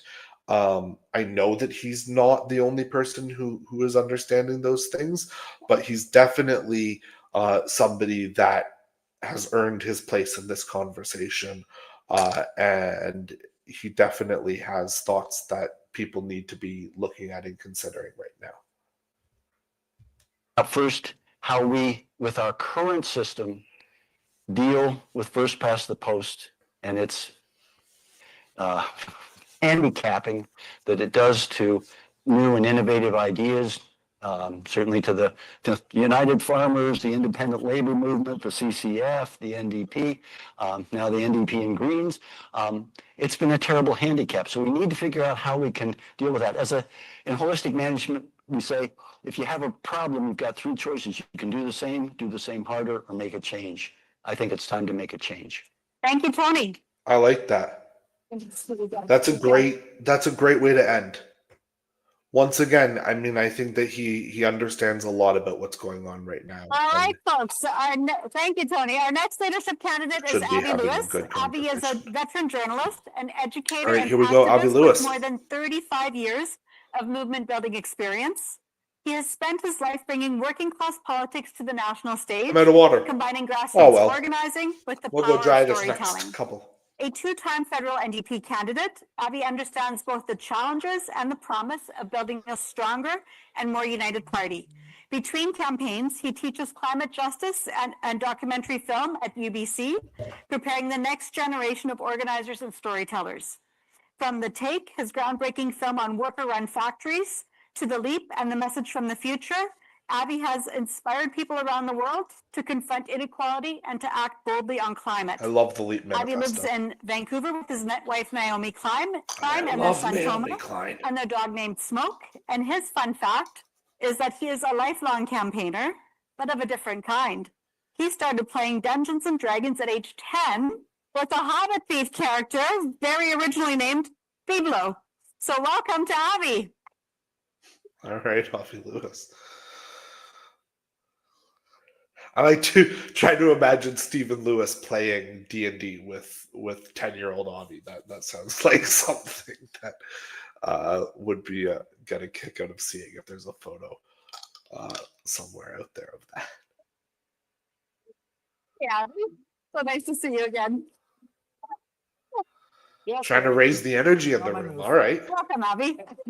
Dee, Nice to see you. nice to see you too. So give us sort of an overview of, what workers need to hear from you. Merci pour la question. Notre campagne est entièrement focalisée. Thank you for the sur- question. Okay, full disclosure, I don't speak French. I do hear that they're doing translations, but I just wanted to get that out there.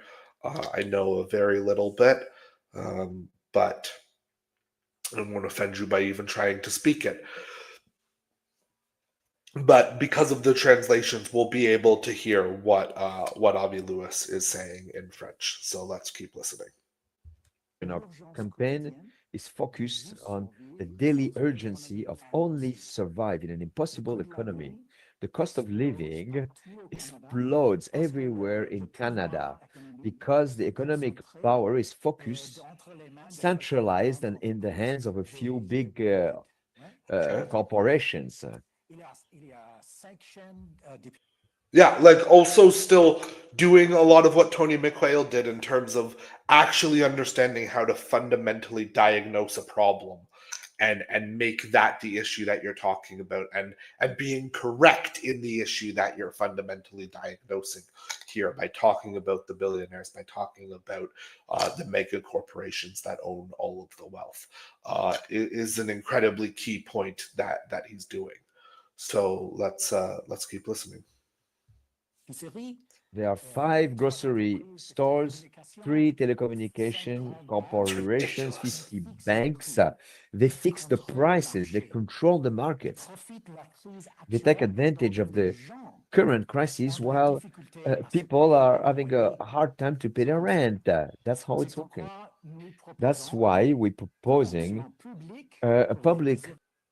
All right, going right into proposals to address his fundamental issue. Also, like Tony McQuail, Avi Lewis is really fundamentally understanding how to deal with a lot of these issues and a lot of these questions. I'm really liking what he's saying so far. Option for groceries, for housing, for cell phone, and that can be made possible by taxing the richer people in our society, the richest people in our society. On the everyday emergency of just trying to get by in an impossible economy. I And love we that. feel that it's time for I some love that phrasing, the everyday emergency of just trying to get by in an impossible economy. Fundamentally diagnosing a large part of the issue and then using that to talk about your own solutions is exactly how you handle strong political communication at this time. I mean, I don't think it's shocking to anyone that Avi Lewis understands political communications. Fundamentally, that's who he is at his core. It's who his family is at their core. It's who his wife is at her core. In terms of this ability to have the right kinds of conversations to make these kinds of points and fundamentally understand how to talk in these kinds of fundamental framework ways. So let's keep watching, but certainly as we go here, he definitely is understanding what he needs to be doing in a real kind of fundamental understanding way. great talk, because we know why. We have every sector of our economy dominated by a handful of small players. 5 big banks, 5 big grocery chains, 3 phone companies giving us the highest prices and the worst customer service anywhere. And people are pissed off, and they're right to be. And that's why we've been putting we've been taking big swings and putting out some very clear solutions that are actually as big as the crises we face, like a public. Fundamentally, owning that you're taking big swings is so key. Making it clear that you understand that what you're proposing is radical is important. It's important because people need to have a real fundamental faith that you are willing to upset the apple cart, that you are willing to turn over the table in order to make things fair, make things reasonable for them as a working class person. And to own that you are willing to do that is so fundamental to being a strong key person going forward in this kind of way. So let's keep watching here. But fundamentally, he's doing a lot, both in terms of policy, what he's actually talking about, and in terms of rhetorical devices to present it in a real way that I like a lot. He's kind of combining those skills of some of the other candidates into the Avi Lewis package. Option for groceries.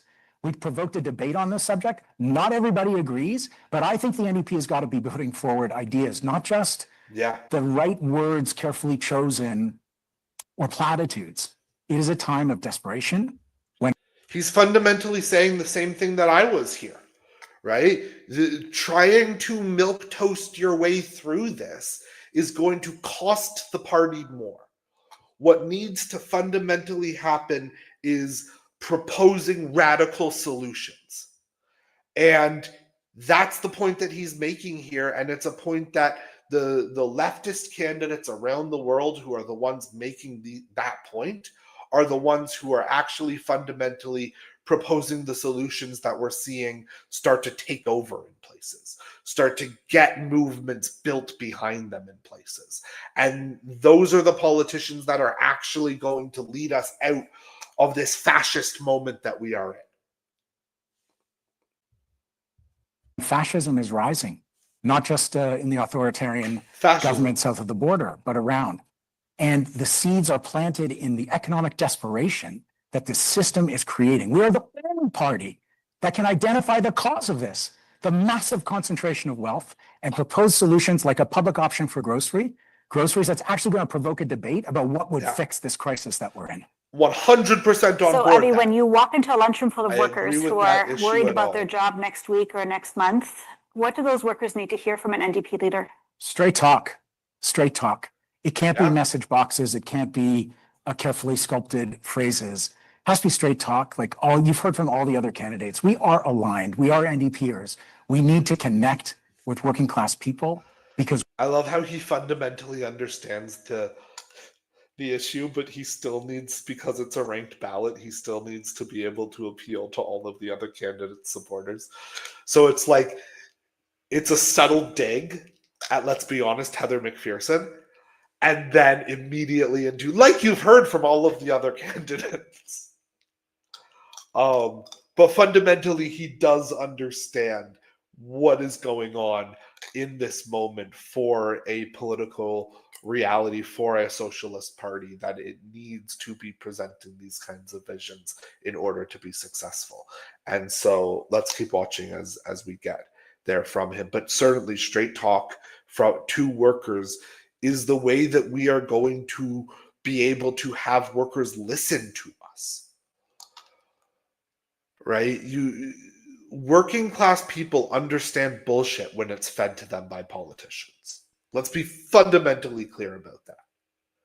And so the ability to have real, honest dialogue with them is the way forward, is the path forward, is the way to be able to sell them on the kinds of policy proposals that Avi Lewis is putting forward here. we feel the desperation that is coming from all of our lives right now. It's that fundamental movement of the heart towards a lived reality of everyone in our communities. And we're the ones who feel it. And we also are the only ones who have a diagnosis for why it's like this in such a rich country, in a time where there are fountains of wealth being created and where the billionaires are actually building themselves rocket ships to Mars to leave us all behind. And as the planet burns, people know this in their skin. Yeah. They're living it. And we need to start proposing solutions that are actually going to make people go, really that's honestly right. speaking about this. You know, the in a Stellantis fundamental plant gets way. hundreds of millions of dollars of public money, and they want to run south and take away all those jobs. Fine. Bye. We're going to keep that factory and all the machines that we paid for and run it under public ownership to preserve those jobs and create EVs under public control. Public ownership. Public ownership. Public ownership. Say the words. It is the path forward for leftist politics. Taking the means of production, which is what Avi Lewis is talking about there, is the way to bring working class people into this millennium. It is fundamental to what we need to do. When you stack profits on top of goods, things get more expensive.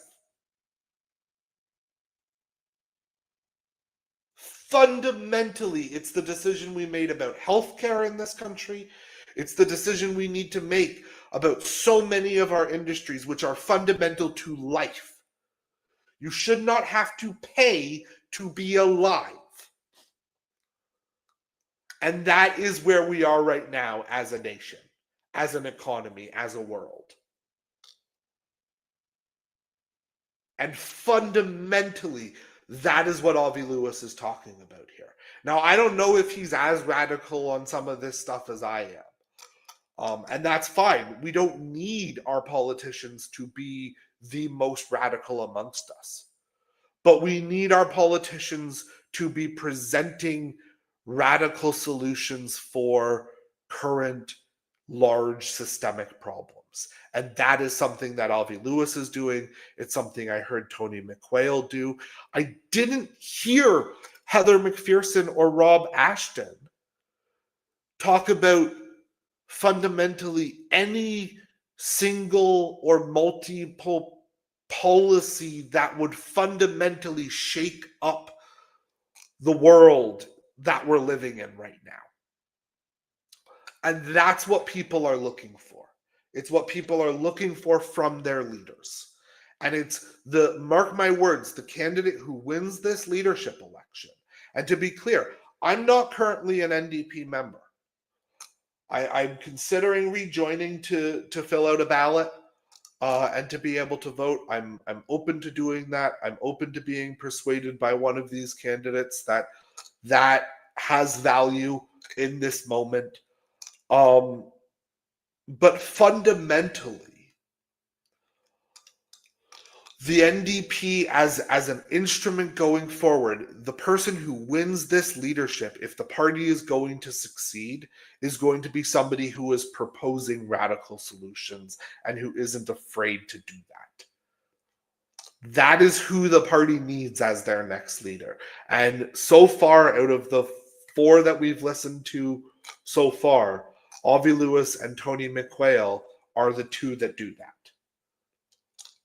So far, there's a long campaign in front of us. Let's see how things progress. But at this point, what I will say from this forum of these 4 so far is that we have 2 that have passed that test and 2 that we're still waiting to see on. I mean, B, if you say that in a lunchroom, you're going to have a discussion. People are going to lean forward. We're going to talk about this stuff. Can you tell us what the most important trait is for the future leader of the NDP? Yeah, I think it is just cutting the crap and actually just naming the problems and really connecting with people. Naming the problems is so fundamentally key. I cannot repeat it enough. You cannot propose solutions unless you have successfully diagnosed the problem. The problem is that there is a class war that is being perpetrated upon the working class by the upper classes. And the working class has laid down and taken it for so long that they have bought into the belief that their role is to take it. And we need political leadership to be willing to stand up and say enough. We are here for people to speak on their behalf and to stand up and take power back in this country and in this world. And we need leaders like Tony McQuail and Avi Lewis, and I hope Rob Ashton and Heather McPherson, and I hope Daniil Johnston, and Eve Engler and everyone else. We need those fundamental leaders to stand up and do that work, to stand up for people and help them take their power back and to cut the bullshit and help people see that that is the real problem. If you go into the next election saying the problem is the liberals and the conservatives, you're going to lose. The problem is the fundamental war that is being perpetrated on the working class by the billionaire and wealthy elite, and that the liberals and conservatives are enabling them to do that. But the liberals and the conservatives are not the enemy. They're the opposition. The enemy are the billionaires. And we need to fundamentally have a clear vision on that. We need to fundamentally say to voters, we don't care how you voted in the past. We don't care where you stand on issue X, Y, and Z. We are going to take back control of our economic well-being from the people who have robbed it of us. And if you are a leader and that is your messaging, you are going to have success. And Avi Lewis seems to understand that, and Tony McQuail seems to understand that so far. We'll see about the rest. Rob Ashton talked about the class war. I liked that. He seems to understand that as well. Heather McPherson, she talked about supporting the working class. She talked about trying to bridge gaps, but she didn't fundamentally talk about drawing a line in the sand and saying that the workers are on this side, the people who fundamentally want to improve society and life and well-being for everyone are on this side. And if you are not on this side, then you are not on this side. And that's okay. We got our own. We're going to make sure that we take care of you as well, fundamentally, in the same way we're going to take care of everyone.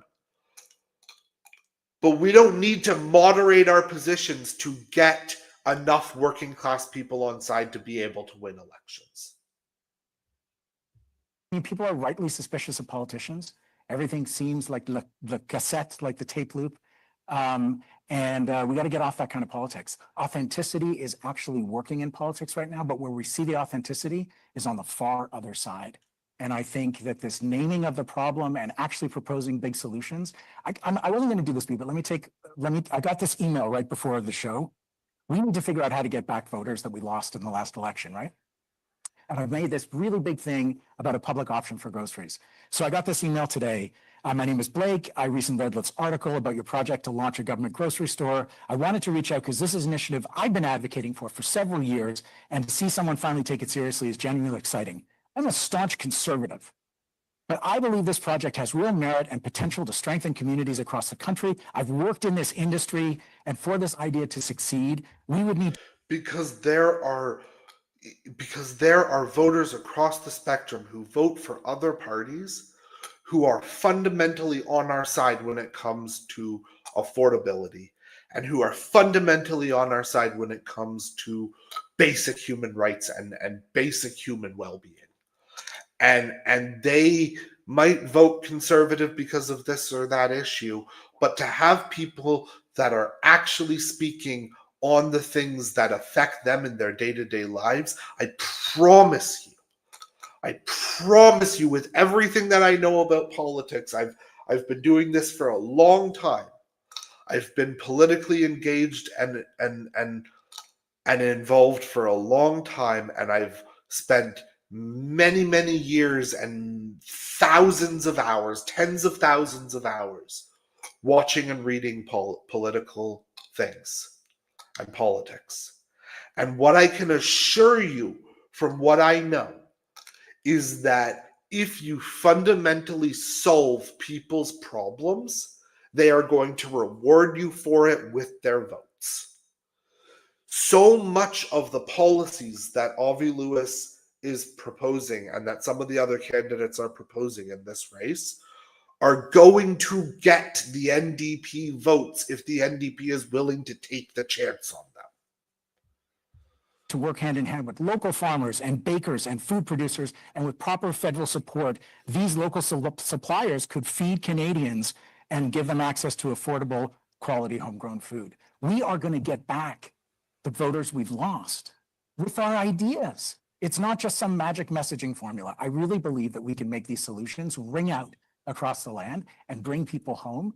And then when we bring them home, we got to organize our asses off. And in a room full of trade unionists, I don't think I have to explain that it starts person to person with individual conversations, and we build collective power from the base. Can you tell us about a moment that shaped your decision to run for leader? I knocked on the store in Vancouver Centre in the last election, and the guy opened the door. He's a 60-year-old software programmer who was living and working in a 300 square foot apartment, paying $3,000 a month. He barely left his room because he was just working all the time. And he was getting pulled into that right-wing vortex of the manosphere. And he was angry, and he was isolated, and he was lonely. And we talked for a long time. And as we connected, we share outrage about the fountains of corporate wealth in this country. Exactly. This is the point. There are people who are our allies who we can reach by being radical. We can reach conservatives by being radical. We can reach people who need help fundamentally in their lives by being radical, and they have gone to the conservatives, they have gone away from progressive leftist politics because the other side offers them radical solutions. We can be radical. We can offer the kinds of necessary change that we need in this world and on this and in this country. And they will thank us for it. They will reward us with their votes. I promise you they will. I grew up in a tiny conservative town, in conservative country, and I know these people who spend their entire lives voting conservative, and they have the same anxieties as you and me.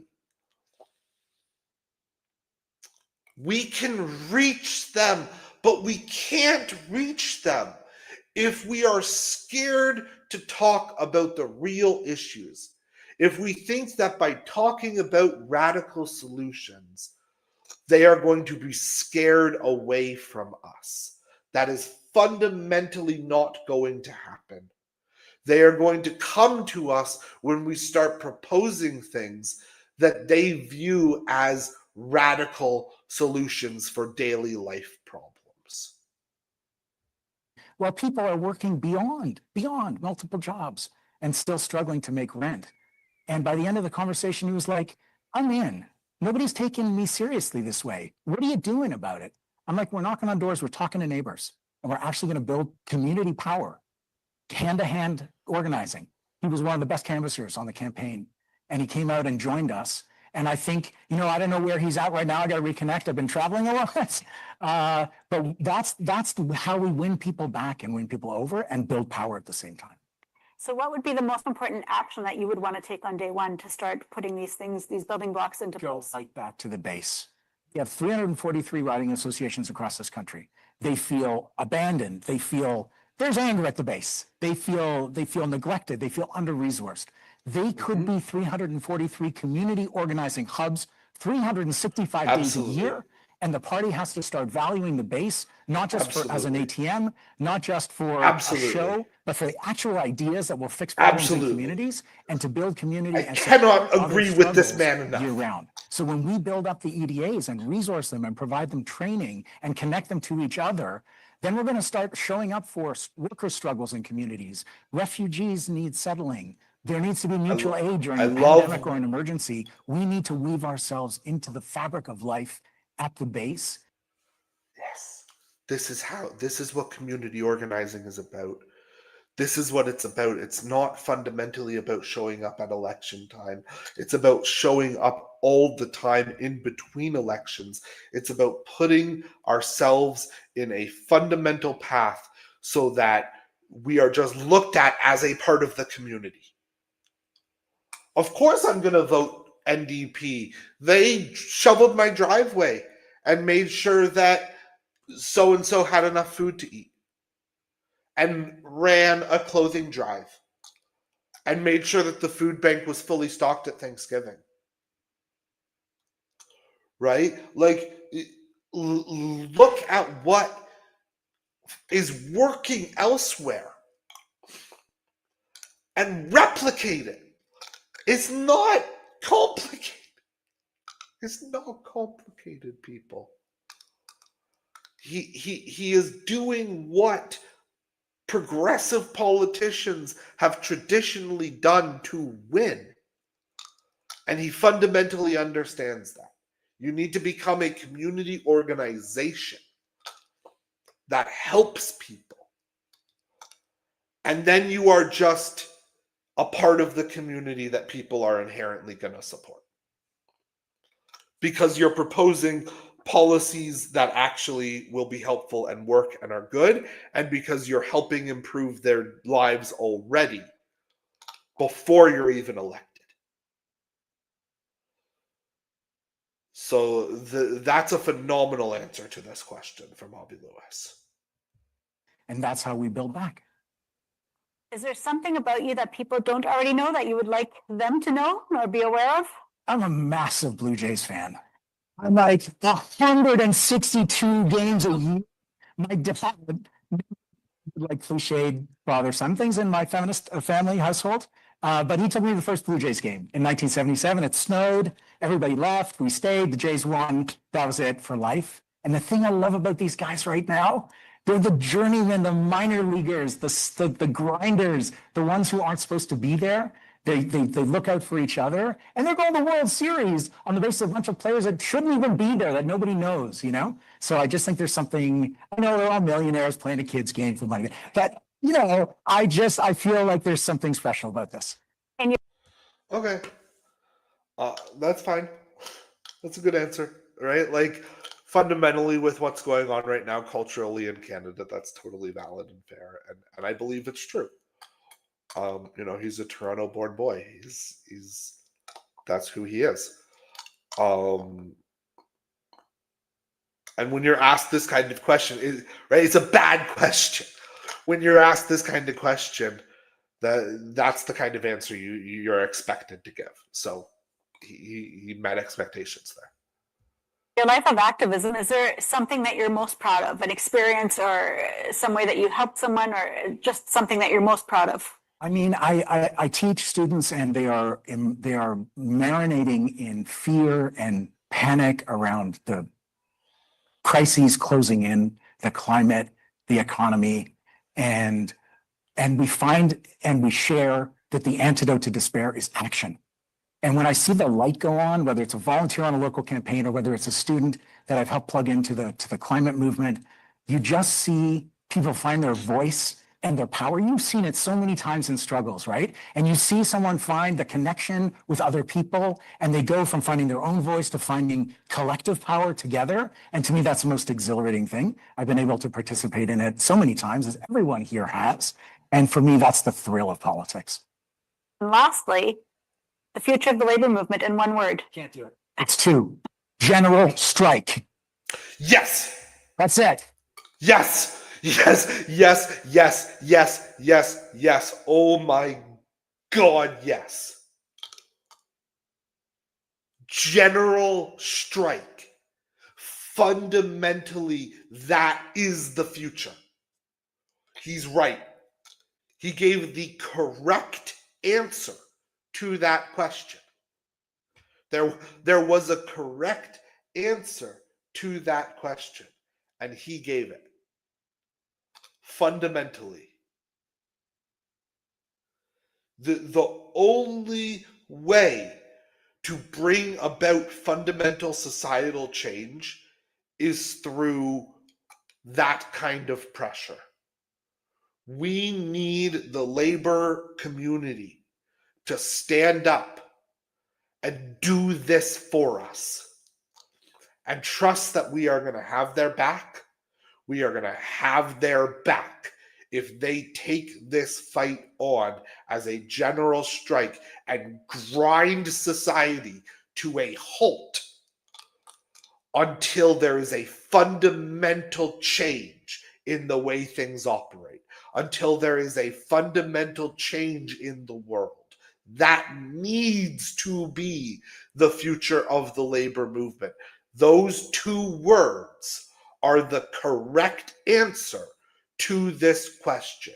And we need genuine political leadership to make it happen. And if Avi Lewis is going to be a part of that, oh boy,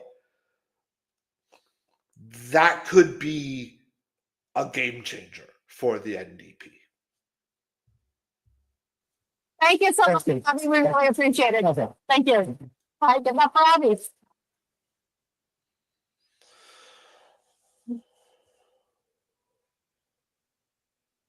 So folks, the last leadership candidate that we have tonight is Tennille Johnston.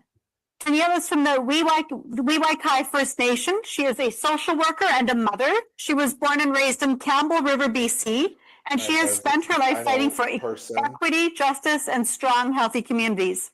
She has over 14 years as a registered social worker. Tennille now serves as the Director of Community Programs and Services with the First Nations Health Authority as a city and as a city councillor. Her leadership is grounded in action, from delivering frontline services to advancing change within institutions. And now she's running to lead the NDP into a new era, one that centers equity and builds from the ground up, that fights for affordable housing, universal health care, and a real representation for Indigenous peoples. Tamil believes that a stronger NDP starts with listening, organizing, and having the courage to lead everyone. And her fun fact is that despite not being elected, she was able to capture an impressive 26,000 votes, about 33% in the federal election in April for North Island Powell River in BC, and came a very close second in that race. So welcome to Tamil. That's impressive given how many incumbents came third in their races. This could be interesting. I'm open to this. Like I've been open to everyone. It's so nice I'm to gonna see you say, again. as we get started here, please remember to like, comment. It's so nice to see you subscribe, again. all of that Yes, you as well. It's been forever. because we'll continue to follow. So what do workers need to hear right now? Oh, what do workers not need to hear right now?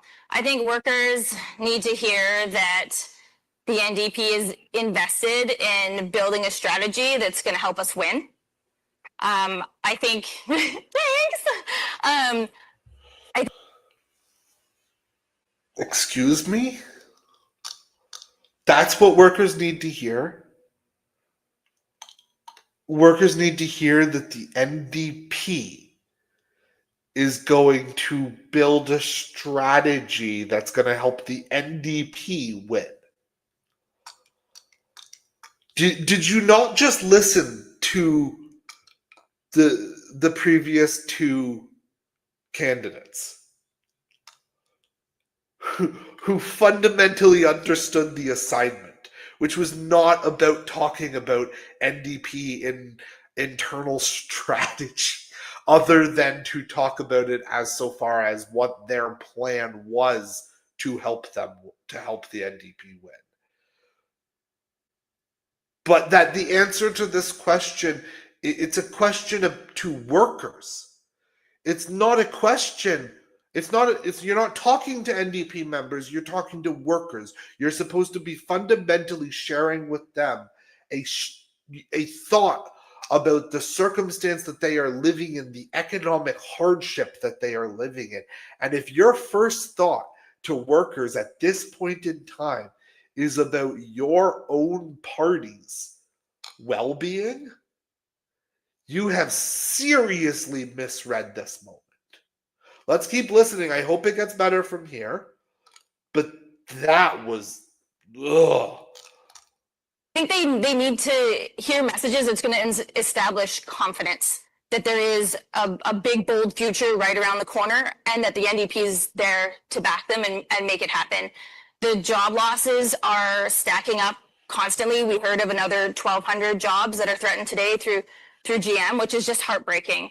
And I think we need to earn that confidence back by demonstrating action. And part of that is getting into the next election and winning, so that we can do these big, bold policy changes that we want to see across the country.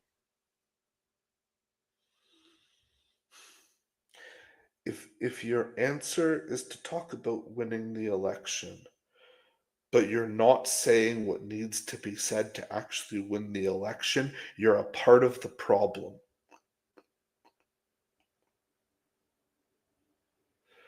The NDP fundamentally has an issue with its own self-importance, its own self-aggrandizement.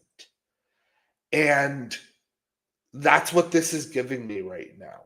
It's giving me, we want to be focused on our internals restructuring, which is my fear about some of this reclaim the NDP and replenish the NDP stuff, is it's trying to put the focus on things that aren't actually fundamentally what the problem is, right? It's trying to make it about personnel and about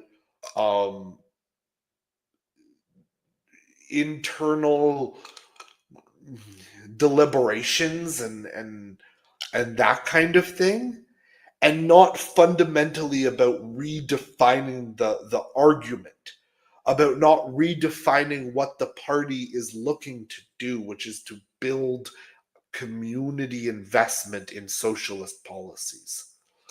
And so if you're not approaching it from that angle, and you're just approaching it from the angle of fundamentally trying to rearrange chairs on the Titanic, then that's a problem, right? To say that there's a big, bold future for workers and that the NDP is going to help bring that about by winning elections. I'm sorry, the NDP does not win elections in this country. The way that you win an election is by convincing workers that you have a vision for them beyond just them helping you win. You see how that vicious cycle gets going, and then workers start to feel like, well, what are you doing for me? We're doing all of this for you, but what are you doing for us? It's a fundamental problem that the NDP has that this is exacerbating so far. We're going to keep listening because fair chance to everyone. She might get better. Rob Ashton got better as we went. So we're going to keep going. But fundamentally, I just want to say, not as impressed as I was with Tony McQuail or Avi Lewis with this one so far. But like I said, let's keep going. We'll see how things progress. Thank you for that. What's the most important action that you would take on day one? Day one. So what comes to mind right away is free memberships. I think if we want to grow the party and we want to make the changes that we want to make, we need more people. Once again, you're fundamentally talking about, first of all, that's not a decision that the leader of the party can make on day one. Second of all, you are making this about the issues within the NDP and not the issues within Canada. Your job right now is not to be, you're not running for party president, you're running for party leader. And those are fundamentally different jobs. And it sounds to me like maybe you want to be running for one and not the one that you're actually running for. Because the leader's job in this race, the leadership candidates in this race, their job is not to talk about internal party bullshit that doesn't impact anyone. It's to sell the idea of a socialist future to working class Canadians. That is fundamentally what the NDP exists to do. And you need to have a leader who understands that their job in this leadership race is to act like they are already the leader, and their job is to persuade Canadians that a progressive leftist future is the one that they should be going for because it is fundamentally in their best interest. And so for your first mission on day one to be free party memberships does nothing for any of the workers that you are speaking to right now. It just doesn't. I don't care if it cost me $5 to join the NDP, or it cost me $15 to join the NDP, or I can join it for free. If at the end of the day I can't afford to have a roof over my head or groceries in my fridge. It doesn't matter what the cost of the party membership is. Sure, give away free party memberships. That's fine. I don't care. I'm not against the idea. It just fundamentally shows a supreme lack of understanding about the current political situation. That is your number one day one priority. That is a bad answer. That is a fundamental misreading of this political moment. And it shows that you don't actually have what it takes to be the leader in this moment. Right there and then. That's what that moment did for me.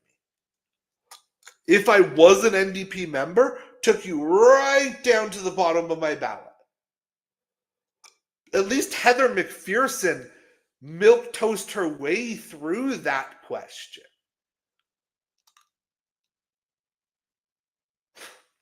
Let's keep watching, but wow. And to do that is making it accessible. We need to not have a paywall that's closing down our party. We need to open up that door. Even if we want more people to come to the table, open up the door, arguably put in a ramp, widen it, make it super accessible so that we can have all people welcome to the NDP table. Can you tell us a little bit about your decision to run for leader? What sparked that decision? Oh, it was definitely a long process. I wanted to make sure that I was having conversations with folks that knew me from a variety of perspectives, not only politically, who I am as a person, as a parent, who I was as a student organizer, and whether or not this was an avenue that I should be pursuing. On top of that, I was getting calls from folks from various places in the country. It's about her. It's all about her. It's all about the party. It's all about internal, reshifting priorities and is this right for her? And fundamentally, the NDP right now needs someone who in their gut is saying things are not fair in this country. And I need to do everything I can to try to change things. Things about the difference between Tennille Johnston's answer to this question and Avi Lewis's answer to this question, right? Or Tony McQuail's answer to this question, right? Like they answer, or even Rob Ashton and Heather McPherson's answer to this question was about why they felt like they were the right person to be leader. Why, for them, it was a fundamental calling that this is what their next step was, because they had an answer to what people were looking for right now in politics. I didn't agree with all of their answers. But this is fundamentally,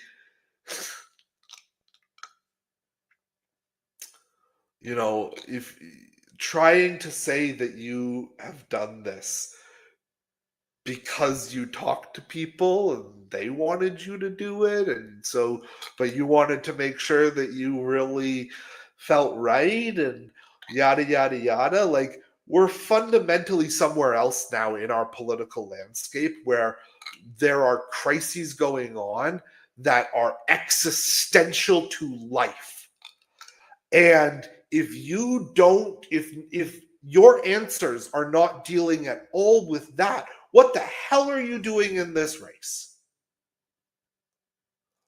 I would love to have, and I'm going to reiterate, all of these leadership candidates are welcome on the podcast. I would love to have them all on and sort out some of these conversations with them. But my first question to her would be, is this where you want to be right now? Running for leader, is that your actual fundamental, like, what drives you in that moment to think that you are the only person who could do this? Because I don't think that she thinks that based on what she's saying right now, and that's a problem for me. Should be a problem for you too. That I had never met before, but they watched our battle in North Island Powell River, and they called and said, would you consider this? I looked at Indigenous leaders before me that stepped into this space. I contacted numerous Indigenous leaders across the country to have those conversations. I really felt that we needed representation in our leadership race. We are the New Democratic Party. We are for all people. And I wanted to see that in our leadership race. And so here we are, making the big move and running for leadership. So you're running for leadership because an Indigenous person needed to run for the leadership? Really? Like, absolutely representation matters, and I'm glad that we have an Indigenous person in this leadership race. But really, you're running because an Indigenous person needed to run. Not because you have a fundamental understanding of society's problems, not because you have a different course of ideas than anyone else who's running, not because you want to open your mouth and say something fundamental about life in Canada right now. You're running because an Indigenous person needed to run? There are a lot of Indigenous people in the NDP. I was a party member for years. I went to conventions. Why you? Why you? What do you have to say that is different? That is existentially different than anyone else? That fundamentally addresses the question of why you think that you deserve to have a shot at being the prime minister of this country.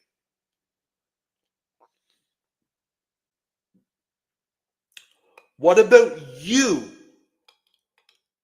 Policy-wise, experience-wise, is different than thousands of other Canadians who could have stepped up in that way as the, I guess, token Indigenous candidate. I don't like to put it that way. I don't want to think of anyone as a token, but that's literally what she's saying. That she ran because someone of her cultural background needed to run. I don't disagree that it's important to have an Indigenous person in leadership races. I disagree that anyone should be in a leadership race if they don't fundamentally understand what the assignment is.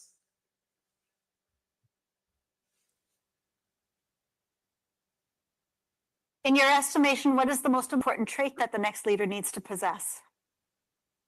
I think the next leader really needs to have a ton of energy, a ton of commitment, the ability to see and hear across diverse spectrums. They need to be able to hold our values as core, have a lot of integrity in that. Inclusion isn't just a word, it's a verb. You need to activate inclusion. You need to live that. You need to demonstrate it day in and day out. If we don't have that in a leader, if you can't see yourself in that leader as a student, as a minority, as a person that maybe identifies as an equity group or anything other than your average Canadian.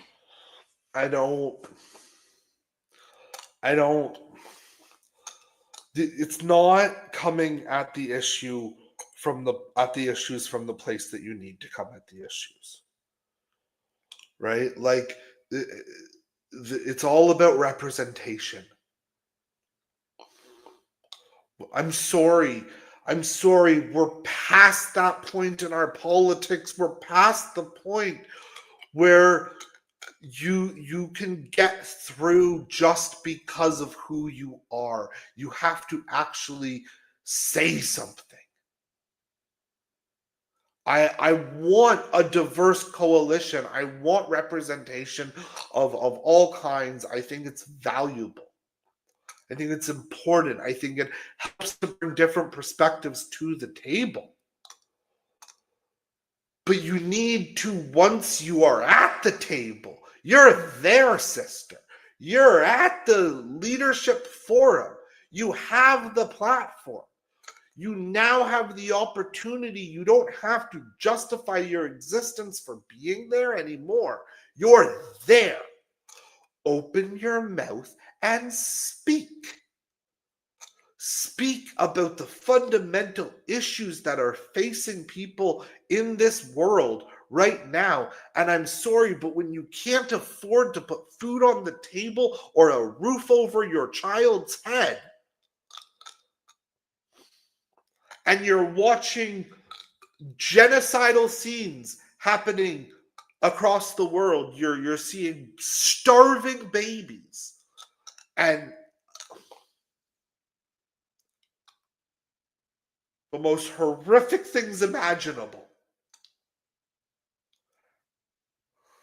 And your answer to the most fundamental questions that you're getting asked here and now, which again, the questions aren't great, but your answers to them are about internal party machinations and reforms that don't actually fundamentally change anything about what the party is or says on policy and on how it exists to serve people,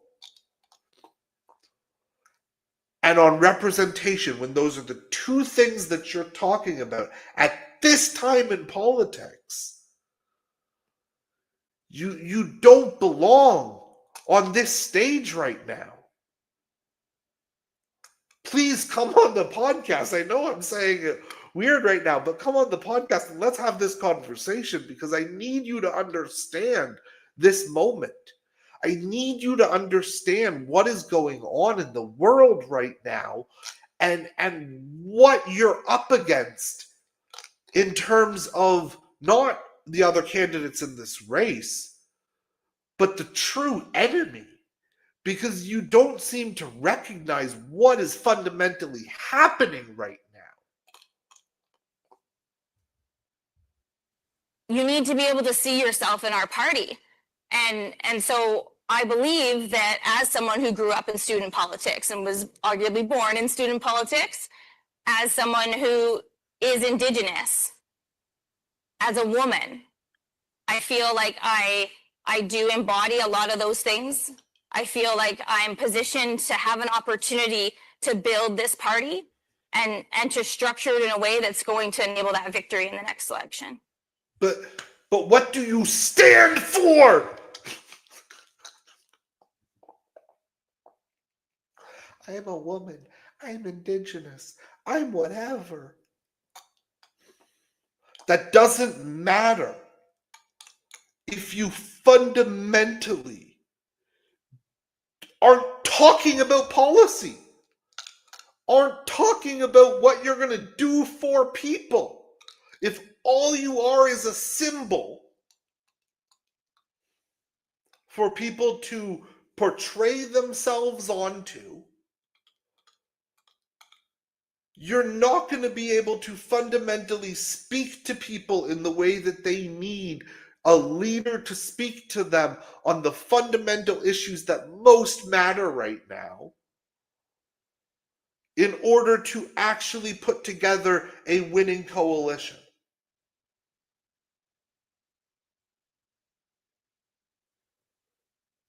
Let's keep watching, but this is... For workers sitting in a lunchroom worried about their job next week, next month, and you're walking in as the NDP leader, what is your message to them? How are you engaging with them? My message is the change is here. We're going to go bold into the next election. We need to organize. We need to come together. I think first, before I would talk at that group, though, I would need to hear them out. I think we need to own where maybe we haven't stepped up, where maybe we... Listening is good, but once again, the change is here. We're going bold. I would hear them out. Like, you aren't fundamentally putting a vision together and putting it before people and saying, this is who I am. This is what I stand for. This is fundamentally my diagnosis of society's problems and how I would correct them. And that fundamentally is a problem, because you're supposed to be a leader. Being a leader means standing up for people. It means speaking to people about what is fundamentally your vision and your policy agenda. What are they? You can't win a party leadership race just talking about that party.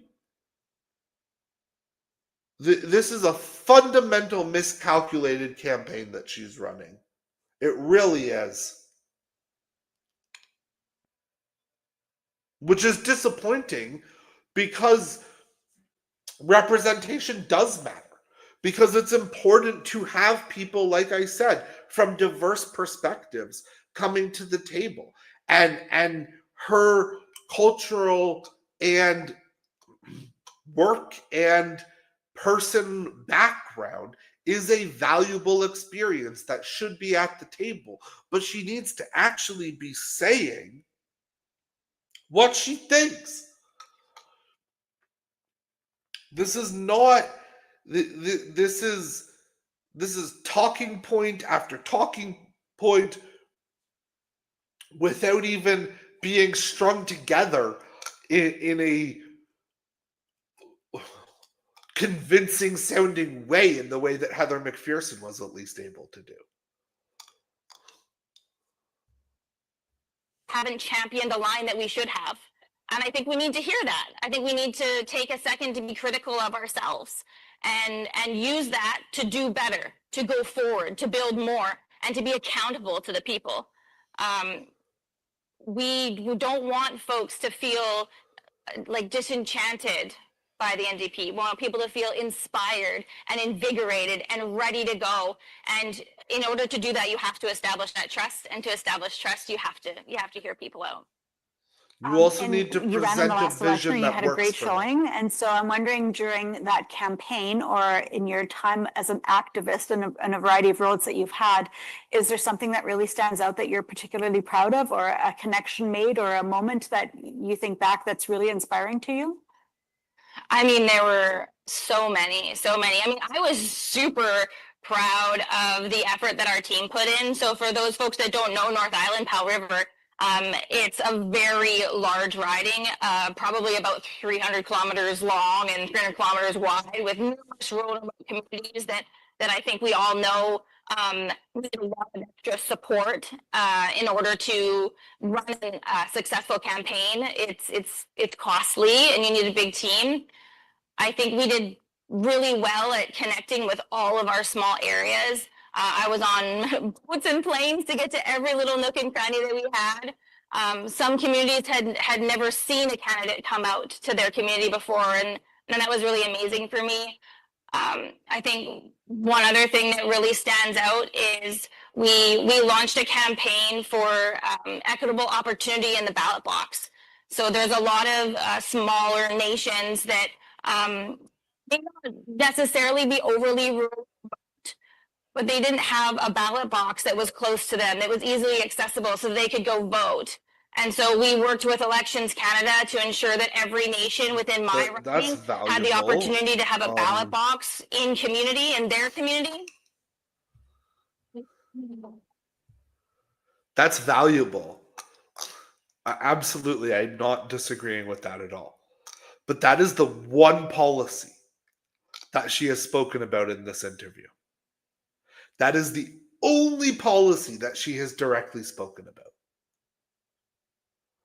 You fundamentally cannot win an election if you are scared to talk about policies.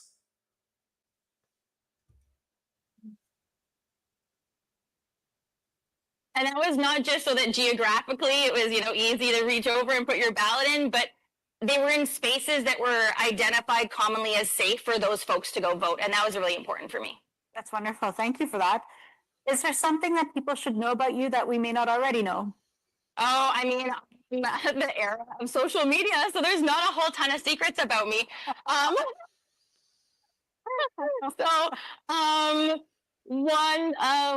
One thing. So my First Nations name is Lakologwa, and it loosely translates to "speaks loud" or "voices heard."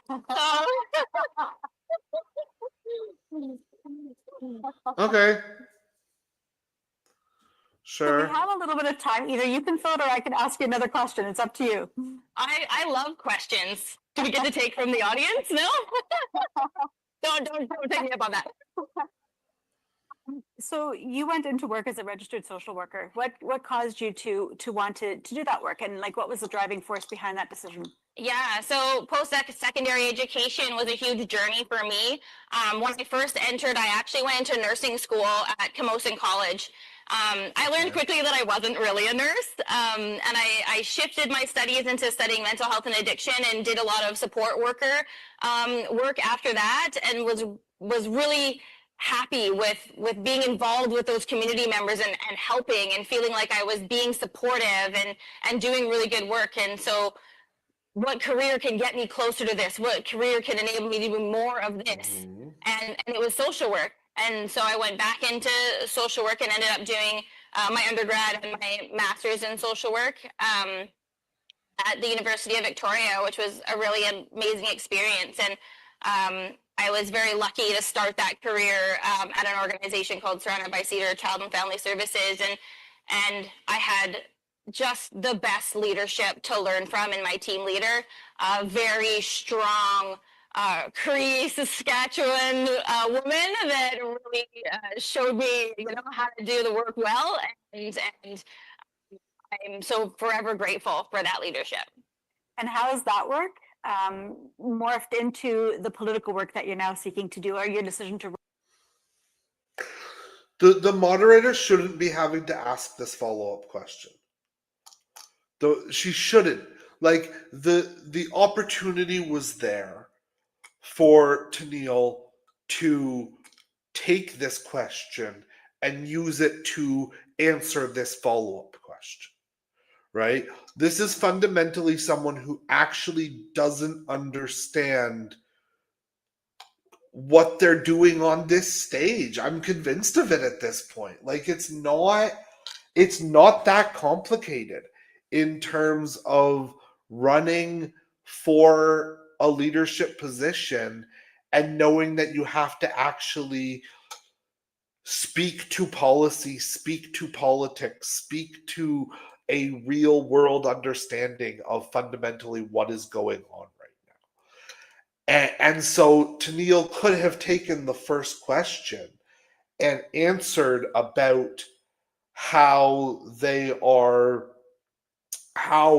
social work is all about helping people, and she has loved that and cared about that, and through every avenue of her life found opportunities in which to serve others, and to make it so that people are able to live the kinds of lives that they are needing to live in a successful way, and that is fundamental to who she is as a person, and that calling now also exists in the political sphere, right? It's not that complicated to get from one point to the other, and she could have taken that opportunity already to do that and has not. And having to be nudged in that way just fundamentally shows that she is not, she maybe could have been a great constituency MP. She is not fundamentally leadership material in the way that you need to be able to take every question and drive it back fundamentally to your core messaging. It's how you win elections, is by just talking about the issues that matter. And she, like I said, the one issue that she has mentioned in this entire interview is about bringing ballot boxes into Indigenous communities for stronger representation. That matters, but it is not fundamentally life-changing for anyone.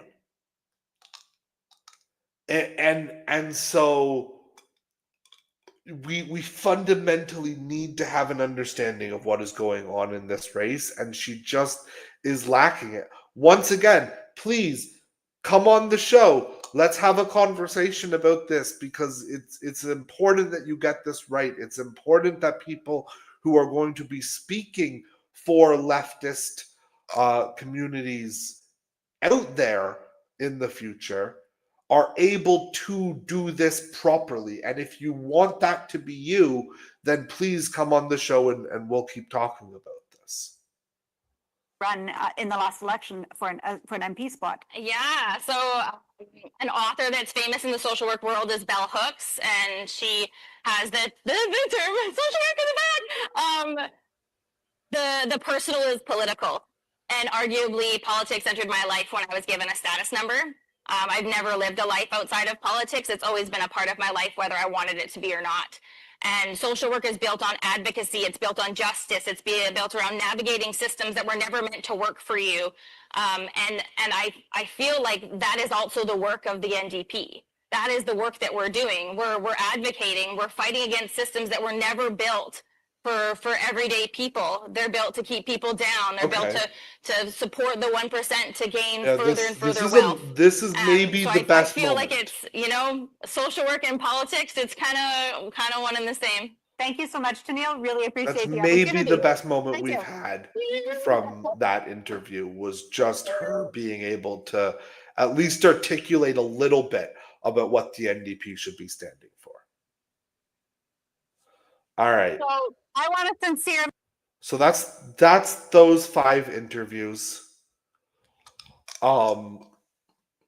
Fundamentally, we've been going now for almost 3 hours, so I'm not going to keep going for too much longer. We'll have more opportunity to talk about this race.